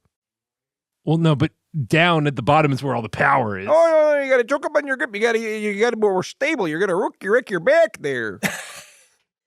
Here, come on, let me show you. You hold it there, and I'm gonna reach around, and I got your. Okay, we got the arms here. All right, and swing. All right, okay. I know how to swing a hammer. My whole thing is swinging a hammer. Give me that hammer back. Let go of the hammer. Let go of the hammer. Yeah, okay. Yep, thank you. All right, see, and you got a little wiggle of the tush, and you swing. But it's all about holding the full right body up motion. at the top. You're not getting any power in it. No, it's too dangerous otherwise. Well, but so Iggy, I want you to sledgehammer. Take that hammer. Take the hammer now. Yeah. Choke up on your grip. I'm not gonna be able to break any of the. Fine. Choke up in your grip. Choke up there a little bit more. There you go. I'm now holding the head of. I'm gonna hit my her a swing. fingers. No. That's why you got the gloves on. All right, now I want you to give it a little swing. He gives it a swing. A tiny piece of asphalt falls like, there you go. Now that's working. All righty. And so this will be done this in no time flat. He takes the tiny little like pebble of asphalt and puts it in a nearby wheelbarrow. Okay. I'm going to piggyback on your scene here. Conklin shows up to grab the wheelbarrow, but he's in full monster mode, so he like throws it on his back, almost like he's carrying it like a rickshaw, or like a backpack. It's Iggy. Just take the L, man. The sooner we get this done, the sooner we can go for lobster rolls, I promise. Little crustacean mastication. I don't even like shellfish, man. Yeah, keep it going over there, Conklin. He's doing it. He's being true to himself. He gets to, why? Hey, how come he gets to use his monster form? Because I can't take that away from him. That's what makes him him. This guy gets it. and you keep working away for the next few hours. And like at one point, you actually see Finn and Mr. Coombs actually come by and like... There was like some restriction before, but like Finn like waves happily, and you can even see Mr. Coombs like kind of like nod and like, good job over there, and like gives you the thumbs up, and you kind of realize, oh, like he's kind of softening. Like, like not only did you apparently brought in this war criminal, you are also like actively helping. It's just like, and you can see him say something like pointing at what you're doing, and he's encouraged by what he sees. Iggy sees the dad like pointing and talking to his son and is like, no, don't listen to him, man. Don't help your community. Fight the power. Cause chaos. Don't learn from me. I'm not a role model. Less yammering, more hammering.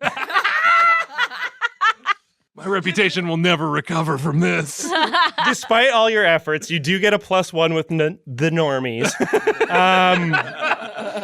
That's the worst consequence you could give Iggy. That's worse than a doom. This is punishment. Yeah. What else did we see in those in that scene there? That was for me the next beat in the Trouble at School arc, which is called Problem Student. Homework piles up, detentions increase, and counselors express concerns. In this case, I feel like this was an extension of detention, a detention extension, if you will, that involved doing some community service around the town. And I get +1 doom for that. So not only I get a doom as well, but the real thing that stings is +1 with the normies. Is that the name of the doom? The doom is +1 with the normies. Yep. Pretty good. Yeah, the doom is just called Normies Like Me. Now you've done mainstream, the doom of mainstream. And then I just jumped in there. That was me being good. I just had some trouble to clear, so I'm being good.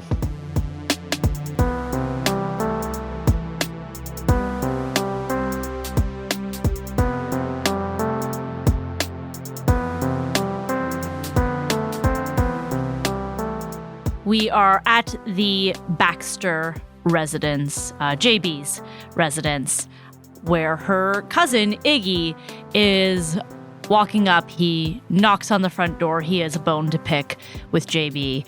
I feel like Iggy comes to your window.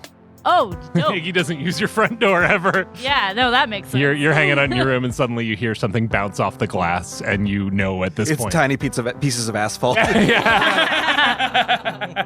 JB rolls her eyes, goes over to her window, opens it. What, Iggy? Is your room on the main floor or second floor? Oh, maybe it is like a second floor, but there's a tree situation and you just scramble up the tree. Iggy launches himself up with the hammer. Oh, I like that better. Yeah. Leaps through your window and is like, finally get to use that again. Hey, what's going on with you? What's going on with me? I'm in my room living my life. What's going on with you? Oh, thank you for asking. It's been a day. Martinson had me in detention. He was making me do a bunch of hammering, but he wouldn't let me use my hammer, even though that's like my whole thing is hammering. He tried to tell me how to hammer, and okay, come on. Sorry, it's funny. It's just, and then I get done a long detention and go to look at our feed to see if at least, while I'm suffering, maybe Sunset Sideshow's numbers are up and we're riding the success of this run. And I see that it's been 3 days now, and you still haven't posted any of the video? What gives?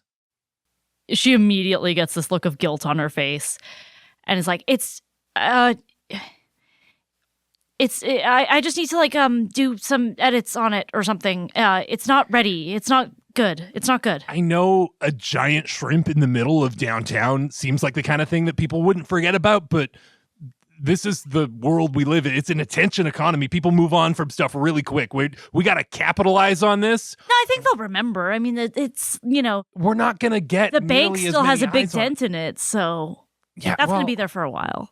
I mean, at the rate, at the rate I'm cleaning it up, yeah, everything is going to be there for a while if I have to do it one pebble at a time. But still, we got to take advantage of this while it's front page news. And I mean, who cares about edits? Put it up raw. People love that. Authenticity. I can't do that. Why not? Because, look, and she shows you the video, and I think to Iggy it looks like it looks like how he remembers seeing it, the plasma, the incredible lighting, the weird nature of it. It's just so perfect for social media. Yeah, as he's watching, he's like, oh yeah, oh man, yeah, this is incredible. Why haven't we posted this? It's just no, look at it's. And she kind of rewinds it and zooms in on herself.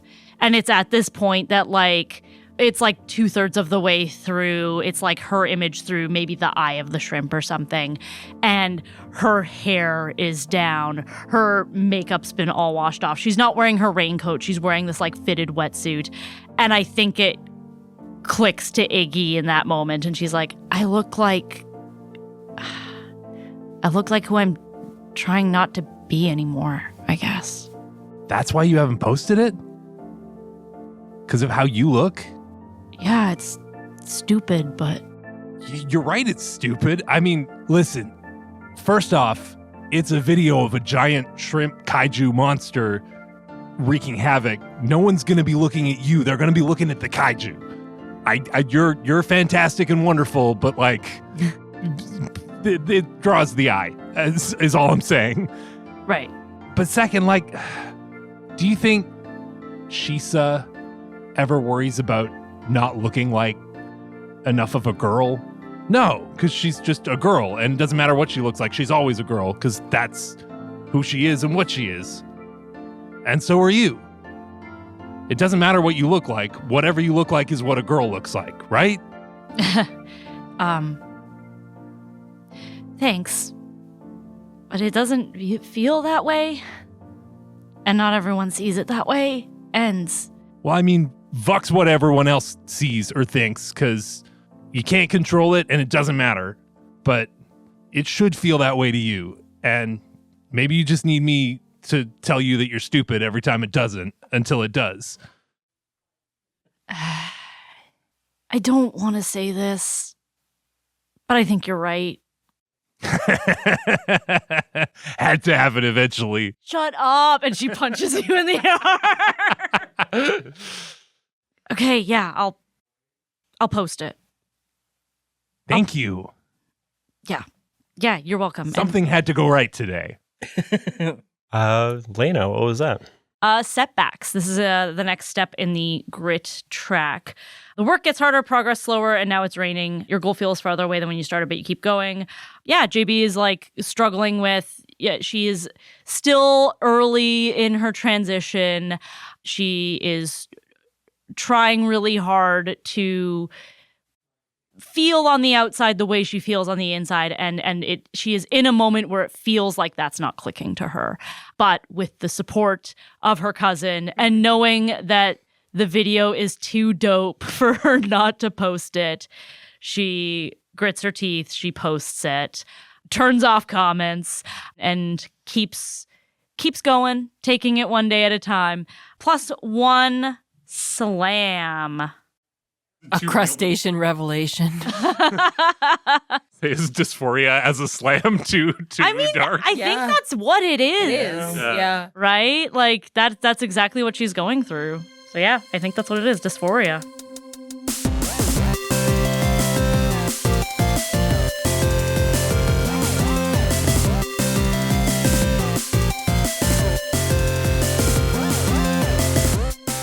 We see an old-style boombox sitting on a bench on a beach with sparkling pink sand, sun setting right now in Popularia.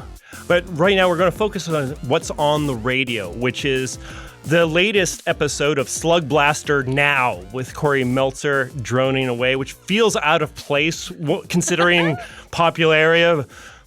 I mean, it is pretty impressive that Sunset Sideshow was able to harangue a whole giant shrimp and bring it into Null. It made Null interesting for once. However, and the XBF is fully supporting them on this, but this is why the XBF, I don't always agree with it, because real Slugblasters don't bring the other dimension with them. This is sloppy Slugblasting work if I've ever seen it. This is, I don't think it's, frankly, I would expect better out of professional Slugblasters, people who claim to be so good at this, because the art of Slugblasting is leaving the dimension in another dimension. And you see a big hand turn off the radio station and goes over to another one that's playing a wild combination of punk rap and everything all at once kind of a thing, with a little bit of classical underneath. We cut away from the scene before we hear even a single note of it. So yeah, that's right. Yeah, that's right. Too bad. It would have been cool to hear that, but we cut away. And the other person with like a slender hand comes and just, we won't bother right now. And we pull back and we see this one rather large man. He's kind of got a barrel chest to him. He's got a big beard. He has a weight belt around him, and as well as just spandex pants and kind of a half t-shirt kind of a thing, with all of a style of clashing colors and thing, like very early 90s kind of a vibe to it. He has wraparound glasses, and standing next to him is somebody who's also kind of got the similar kind of clothes, workout clothes, more on the thin side, who stands very tall. This lady with glorious bleach blonde hair with trinkets and all this kind of stuff mixed into the hair in this wild style. We're looking at Pomp, Iron, and Circumstantia of Rave Cotillion, once known to be one of the best slug blasting teams to ever do it, who have been relegated to this minor league they're not in the same category. They don't have to qualify like currently Sunset Sideshow is doing right now. They're already in the tournament. They're waiting. But Pomp goes, "Oh yeah, Sunset Sideshow. That's the name we've been waiting for. Remember?" And then Circumstantia is, "Well, yes, I do remember. Do you think it's finally going to happen? The first time that they are going to meet us?" "Oh, I think it's about time. It's going to be time for us to snap into them. And we're going to get them this time. Oh, yeah."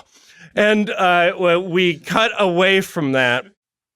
So we have a +1 with the XBF, -1 with the old guard, who think that this is not how slug blasting's done, and -1 with Rave Cotillion. It wasn't something that happened here that caused the -1, but they already walked into this with a -1. There's another radio station being listened to where Conklin is on the phone calling his dad. For those of you just heard tuning in, you're listening to Call of the Wild. This is your host, Caribou. All right, we got another caller on the line. Caller, what's your take? Hey, it's me. Conklin? Yeah, I you guys were talking about the big shrimp that hit Sunset Cove and Gave us some real crustacean palpitations. and so I'm sure you've. Oh, don't play coy. You told me to call in. My crew is the one who brought that thing to the Sunset Cove, and I was right in there in the head of this shrimp. It's like the size of 3 cruise ships. Like it's massive, and I was in the bridge, the command bridge, but also it's like cerebral cortex. Listeners, you heard it here first. There was a command station inside the crustacean. Oh, there was a record player and some illicit drug. It was a whole, and he begins to just describe very enthusiastically the details of the interior of this. We were swimming around in Desneen, and then we saw this like blast of energy. We almost thought we were gonna get vaporized, but slug blasting, right? We just like dove right in. Well, of course. Yeah, and people are not thrilled that we've brought this thing back from another dimension, but I figured the freaks in the cryptid community here on Call of the Wild would maybe want a first-hand account of what I experienced. So there you go. I don't know what to say. I mean, Conklin, you just did. Wow. Listeners, that's my kid. Yeah, but full disclosure, I'm Conklin Cavanaugh. This is Carrie Cavanaugh. Oh, does your mom know that you've called in today? You know what? That might be an off Maybe an off-mic conversation. Off-mic conversation. Yeah. Hey, thanks for calling in. And follow Sunset Sideshow on my page and anywhere else you get your Slugblaster news. Don't worry, we'll post the Sunset Sideshow links on our webpage. I'll call you back, kid. Oh, okay, all right. And you hang up the phone, and he's feeling pretty good. He got to talk to his dad. Again, it's not that they have this like strained relationship where he's like not allowed. But both his mom and Lou definitely sort of frown upon it because it's sort of perceived as a bit of a bad influence. Definitely more of the monster side of him than the human side of him. And he's like on cloud 9. He like throws open the door, does the like slide down the stairs, like down the railing. And Lou is sitting in the living room with like AirPods in. Yeah. And was listening to the web broadcast. He like is sitting in the chair, has the AirPods in, doesn't even look up, and is like, "Why is there a hole in my shower?" That, you know what? Fair question. And definitely the thing I would rather talk about than what I was concerned we were going to talk about. So I can. Were you concerned about and he holds up his phone and shows what he's been listening to? Yeah. Forget about that. No, but here's the thing: is I can vent a cocktail of energy from the multiverse out of my mouth now when I'm in monster form. So I mean, that's gonna. Like, we're talking action figures now, right, Lou? Come on, let's talk business. Let's talk XBF stuff. Hey, don't talk about Call of the Wild. Did you have to vent it through the roof above my shower? I did, because that was an accident as I was learning to do it. I can control it now. I was blasting rays out in the field out back next to the highway. But the first one, was through the shower and a chunk of the guest bedroom. You can control it now. I can. Do you want to go outside and see? Toss around the old energy siphon? You know, Conklin, I would like to go out and train, but it seems like no matter how much training we do, we've been training every day, every week for as far back, and it doesn't seem to help. No matter how much we get things under control, there's always some new wrinkle. There's always some new curveball that you're throwing through the roof of my goddamn shower. And I get home from a long bike ride and I just want to get the stink off me, and I can't because my shower has a hole in the roof.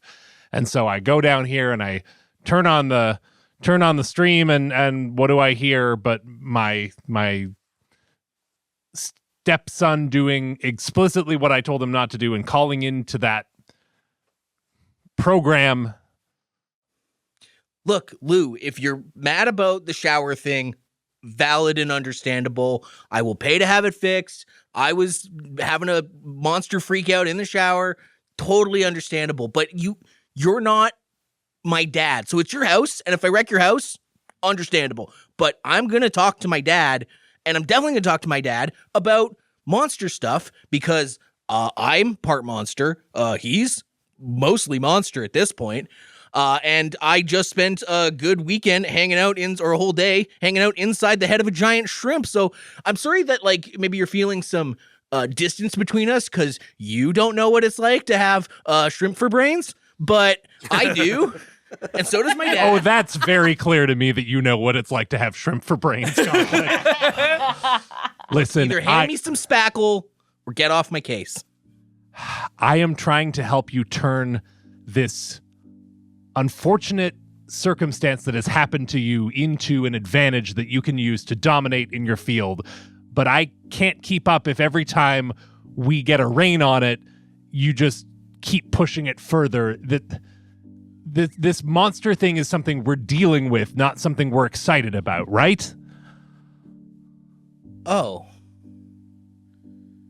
Okay, you've never quite put it like that, but if that's how you feel, no, man, I'm excited about it.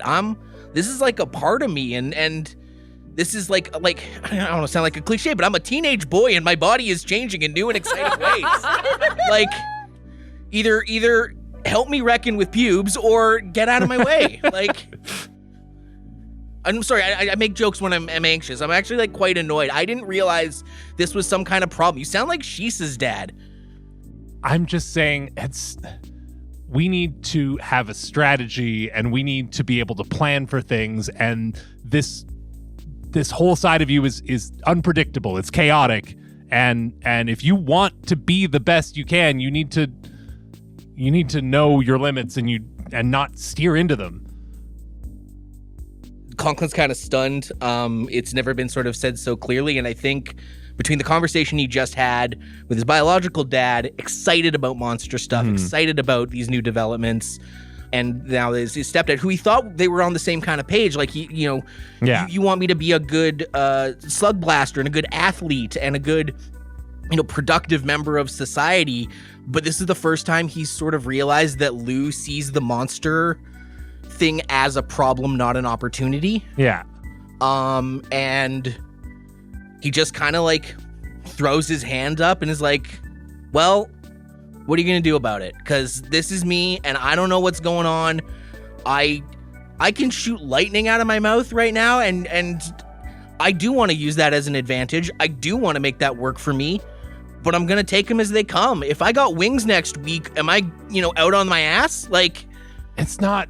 We can work on this together. I'm here to help you train, but I feel like you're a little too excited about all of this, and I don't know, you seem to feel like you've got this all figured out, so maybe we take a little break on the practice sessions for a while, and if you've got it all figured out, then you clearly don't need my help. Sure, I'll go run feral in the woods like you think I'm doing. I do think a break is a good idea.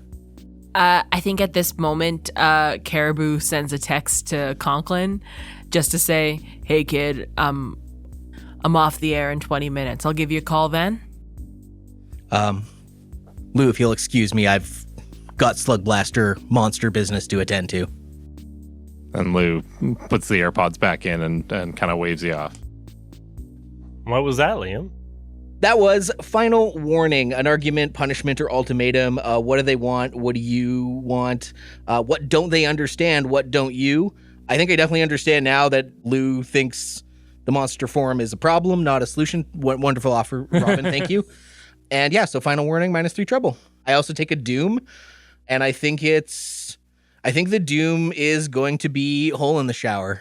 Yeah. Because we're not really arguing about the hole in the shower. We're arguing about the fundamental nature of your being. Yeah.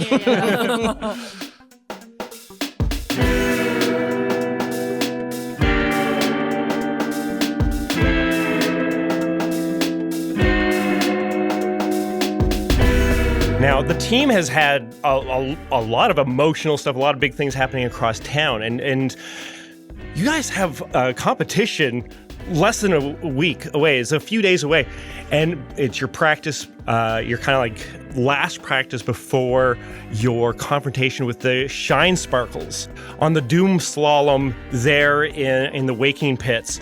And so you're gathered together. Coach is, getting things ready for practice. We see there Tanya is kind of like nearby. You've been early to the skateboard park because you're prompt. What is Tanya doing?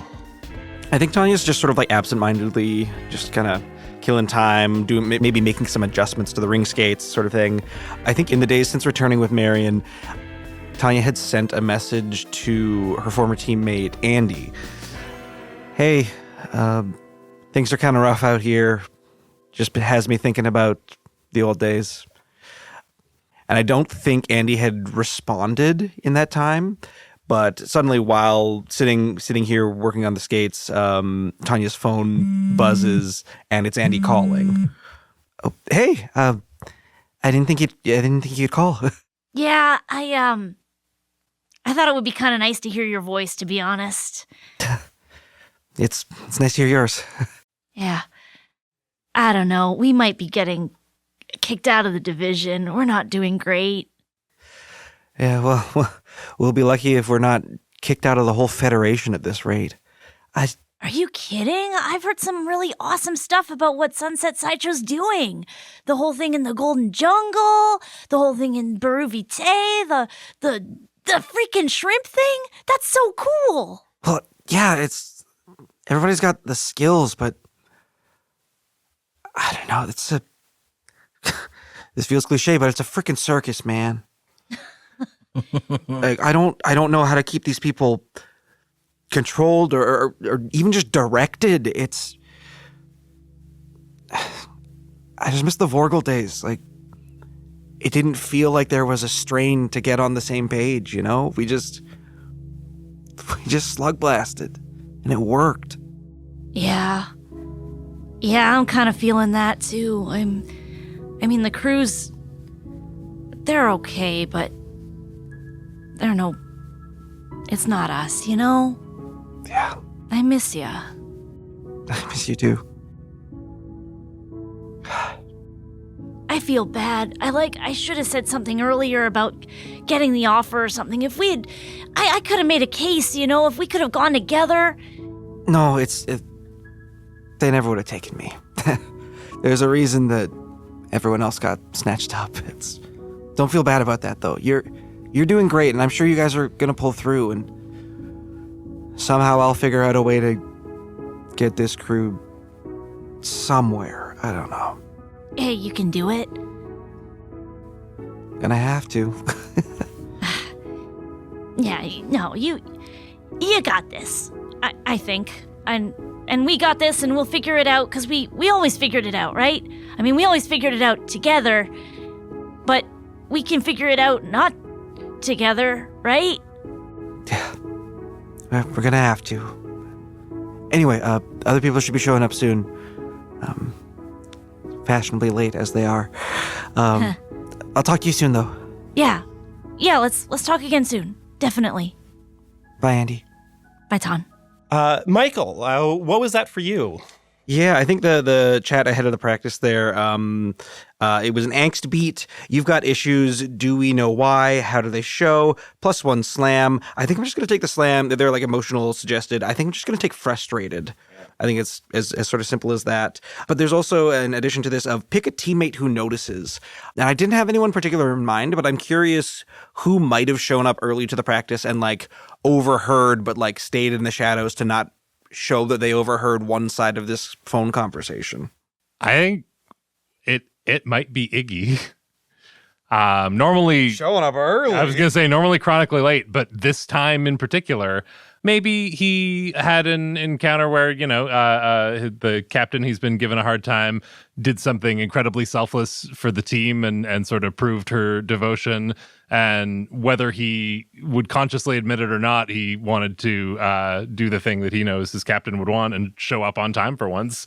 But I don't think he would admit to any of that. I don't think he would admit that that's the reason. It just worked out that he was a little early today.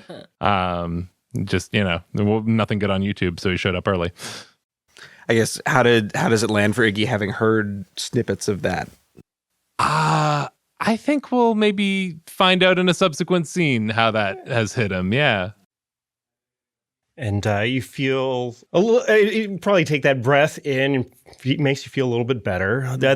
You're seeing your team starting to roll up.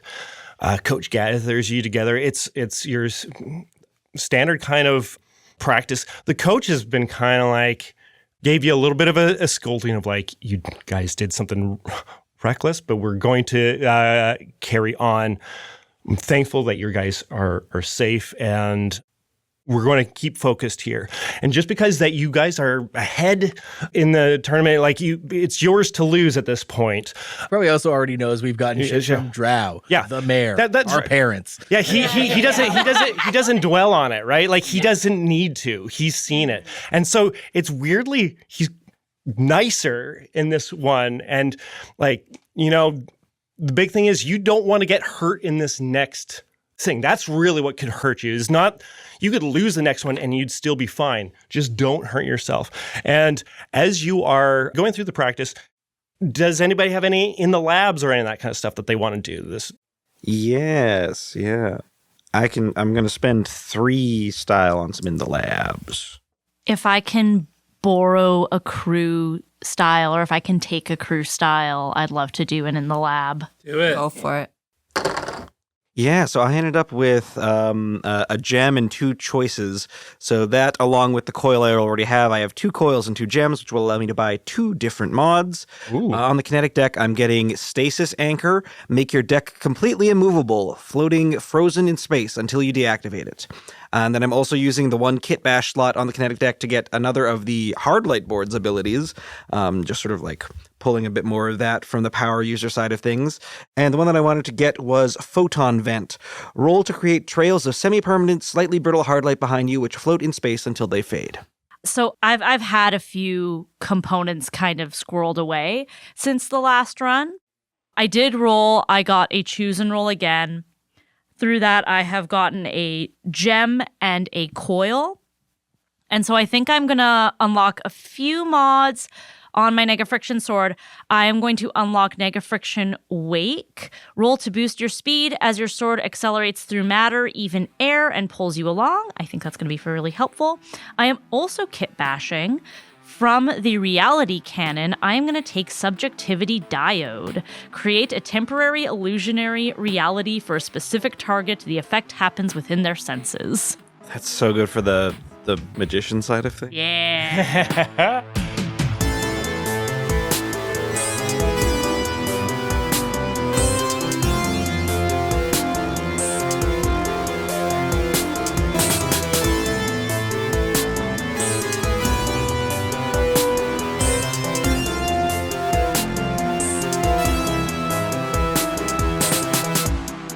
Practice goes actually fairly well, and you're getting towards the end of it when I think Sheesa and Conklin, in your own kind of respective ways, you can kind of feel like something cold this way coming. You are not that far away from the portal to Thenispar. Like, it's the one that is like manned and guarded by rescue agents and everything. Something's coming through that portal, and through the portal, it's down the street. It's not that hard to see.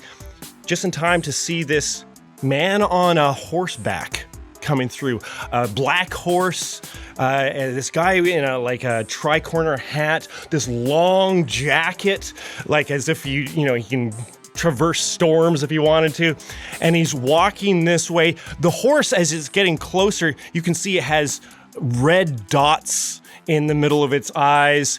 kind of a thing, and it's getting closer and closer, and you can feel this literal temperature cold surrounding it. Like it's almost like it seems like that condensation coming off of him, and he's approaching you, and sunset sideshow. Yes. He's there, like you're there just like doing skateboard tricks and you're like looking over. He hops off his horse. Are the British coming? I have a message for you. And he has this coat, right? The one that kind of like, it doesn't go down the middle. It like opens from the side, right? Yeah. And he takes his coat, he pulls it open, and then but it's like a little tougher than it should for a jacket. As you realize he's not only pulling the jacket open, but right into his chest cavity. You can see in amongst his where his lungs should be are a bunch of letters. And he reaches, he grabs one, and he closes his chest, and he hands it to whoever wants to take it. I think Tanya will skate up and take the letter. Yeah. Whoa.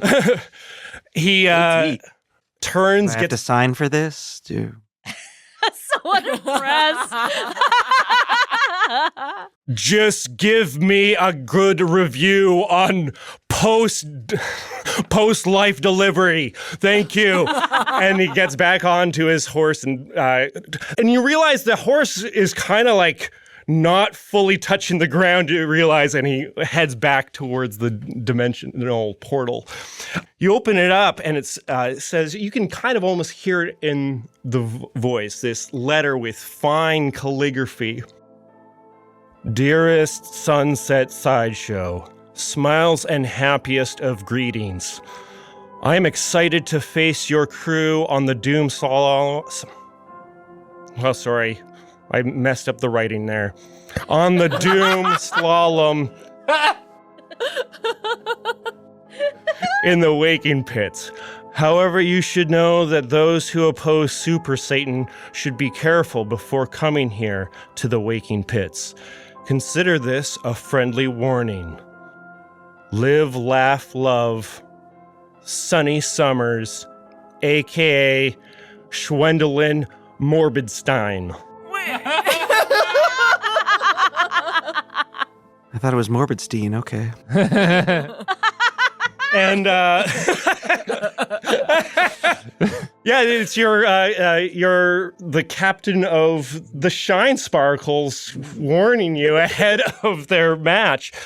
You are also been invited once again by the Thrashers to a backyard wrestling thing. If you'd like to go, does anybody go? There's no scene, but would anybody go to a backyard wrestling show that they invited you because you know you guys are so awesome?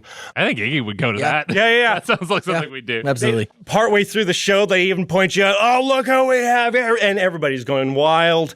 Iggy climbs into the ring at one point. Oh yeah. No, you're not supposed to do this. This is actually the whole thing. Like you don't understand how pro wrestling works. Dumping out tax. No, it's scripted. And of course, you get +1 with the Thrashers. There is a moment. I have a question. Mary, what does Pavi do with Marion? Like you found a kind of a space to stay and everything, but like Marion, you brought into this place. Do you go and try to visit her? 100%. Pavi will, after she stopped smelling like kelp, she takes a walk from Tanya's place to the boardwalk where she tries to have a little bit of just like a mind meld with Marion. Sure. Where she's just like, "Hey, buddy, how's your brain feeling? Because I know you weren't doing the best when we first got here, and also I'm sorry it took me so long to come back." And once again, Marion doesn't really communicate in language; it's feelings and these kind of things. And you're getting the sense that like it's gotten a chance to kind of rest and recover and to like center itself, but like. You can also tell Marion's agitated because you have all of these boats, all this noise, all this kind of input coming in. It's been a bit much. And you're also getting this sense that you get this feeling from Marion. It's like Marion is thinking somewhere far away. Mm-hmm. When Pavi realizes what Marion's feeling, she just kind of takes a minute and she says, you know, I never met someone else who had the same brain as me. And I never thought I'd be this excited to have the brain of a shrimp, but I do, and I am. And I think I don't even really know if you are picking up exactly what I'm saying, but I hope you know that I think you made me really, really a lot better than I was. And I think you've done enough for other people. So if you got somewhere you need to be, maybe you should just go there. Go, I don't know. Sunset Cove doesn't have a ton to offer you, and I know that, and I'm sorry if this is worse than where you were before, but now you get to choose. So get out, go. Get out of here. You get out of my cove. I think you get this warm sensation of just like a little bit of relief coming from Marion, and you realize, oh, I'm going to go leave to rest. And Marion moves. Boats are just like, huh? Oh, no, it's moving again. And Marion, you figure, is going to go probably off dimension, who knows? And you also kind of know, oh, like an animal, when it's coming to the end, it's like it hides away somewhere. Mm-hmm. And that is the last time you see Marion.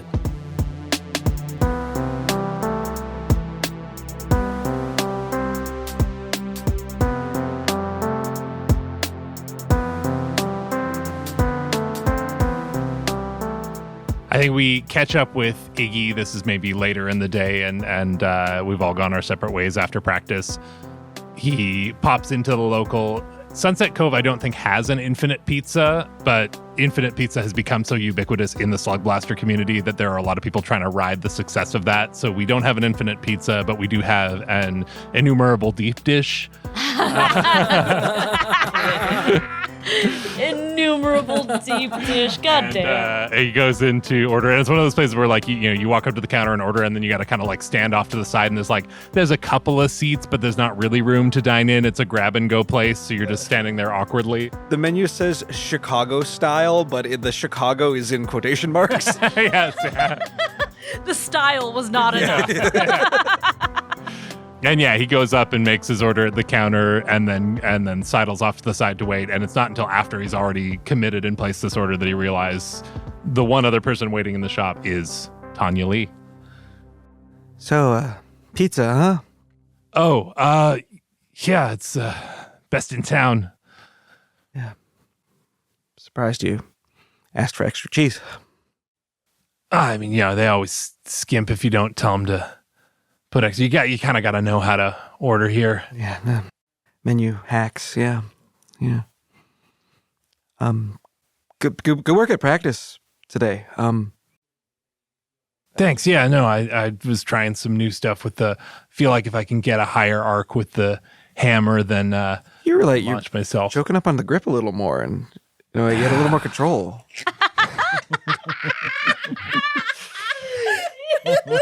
He kind of rolls his eyes at this, and I think it's at that point that the pizza order comes up, and you go to take your slice and take a bite, and he's like, "Oh no, wait, you gotta you're right, you're not from here, you wouldn't know. You gotta put the sauce on." It's the whole thing. The pizza here is actually kind of garbage, but they had these huge bottles of sauce at the counter, and that's what makes it good. And he goes over and grabs this. There's like a ranch and a teriyaki, and he like grabs them both at once and does a double squeeze and like zebra stripes the top of his pizza, and then hands them over to you. Oh, okay. And Tanya squirts some on as well. And I think they both sort of like step outside. Yeah. And it's just, it's later in the day. There's kind of cool evening air. Yeah, they're just sort of like out there. Maybe does he try to leave, or are they just eating pizza? Or I think he hangs out for a sec. Yeah, he's decided to let you in on this locals only secret. So he's listen. Don't let the team give you a hard time about everything with Marion. I mean, you did what you had to do for the team, and they'll see it eventually. They're I know they're riding you about it, and they're mad or whatever, but like you really stepped up for us back there. Sorry, is this Iggy that I'm talking to right now? Yeah. Sorry, the rest of the team is riding me on something? Yeah, well, it's no fun for me to do it if everyone's doing it. Well, thanks, Baxter, but like, I just don't understand why you've been doing it so much other times. I might have some issues with people abandoning this team and people not being committed. I thought you were going to say authority. Well, I mean that's like my whole thing. That's not subtle, but no, we haven't always had the best tracker record with our star players sticking around, and I might have been worried you were another star player, huh? God, will you let me finish? I'm trying to say, what? Whatever. I see why you do this. Actually, this is actually pretty fun. She was our star. You haven't earned star play. But listen, it's just what you did today shows that you're in it not just because you have to be, but like you're committed. You did something for us, and I appreciate it. And I'm trying to tell you, you're making it really difficult. Wonder what's that's like. Thank you, Baxter. No, I do appreciate it. And you know what? We're gonna kick Shine Sparkle's ass. Fuck yeah, we are. And you know what else? What? And he does flip your plate of pizza out of your hand, but you notice like he did wait for you to finish most of it. Like it's just kind of crust at this point. You piece of shit. He throws you off and skates away. This crew. What was that? I know, that was weird to say it like that. What was that? What was that? What was that? I mean, that for me, I'm spending four style to get sharpened and get a trait from another crew member. Hey, that's what I was doing. So I think I'm going to unlock the trait of personal growth, a trait from another personality. How are you changing? Who are you learning from? Hey, that's what I was doing. I mean, that's our classic thing. And from the Smarts playbook, I think I'm going to take lateral thinking. When you try a trick with a creative approach, mark one style even on a failed roll. Ooh. Mind blown. And I am taking from the Guts playbook, Double Dare. Instead of taking a dare, you can mark 2 trouble for +2 d6 or +2 kick to an action roll. Hey, we got some guts in our smarts and some smarts in our guts. They taste great together.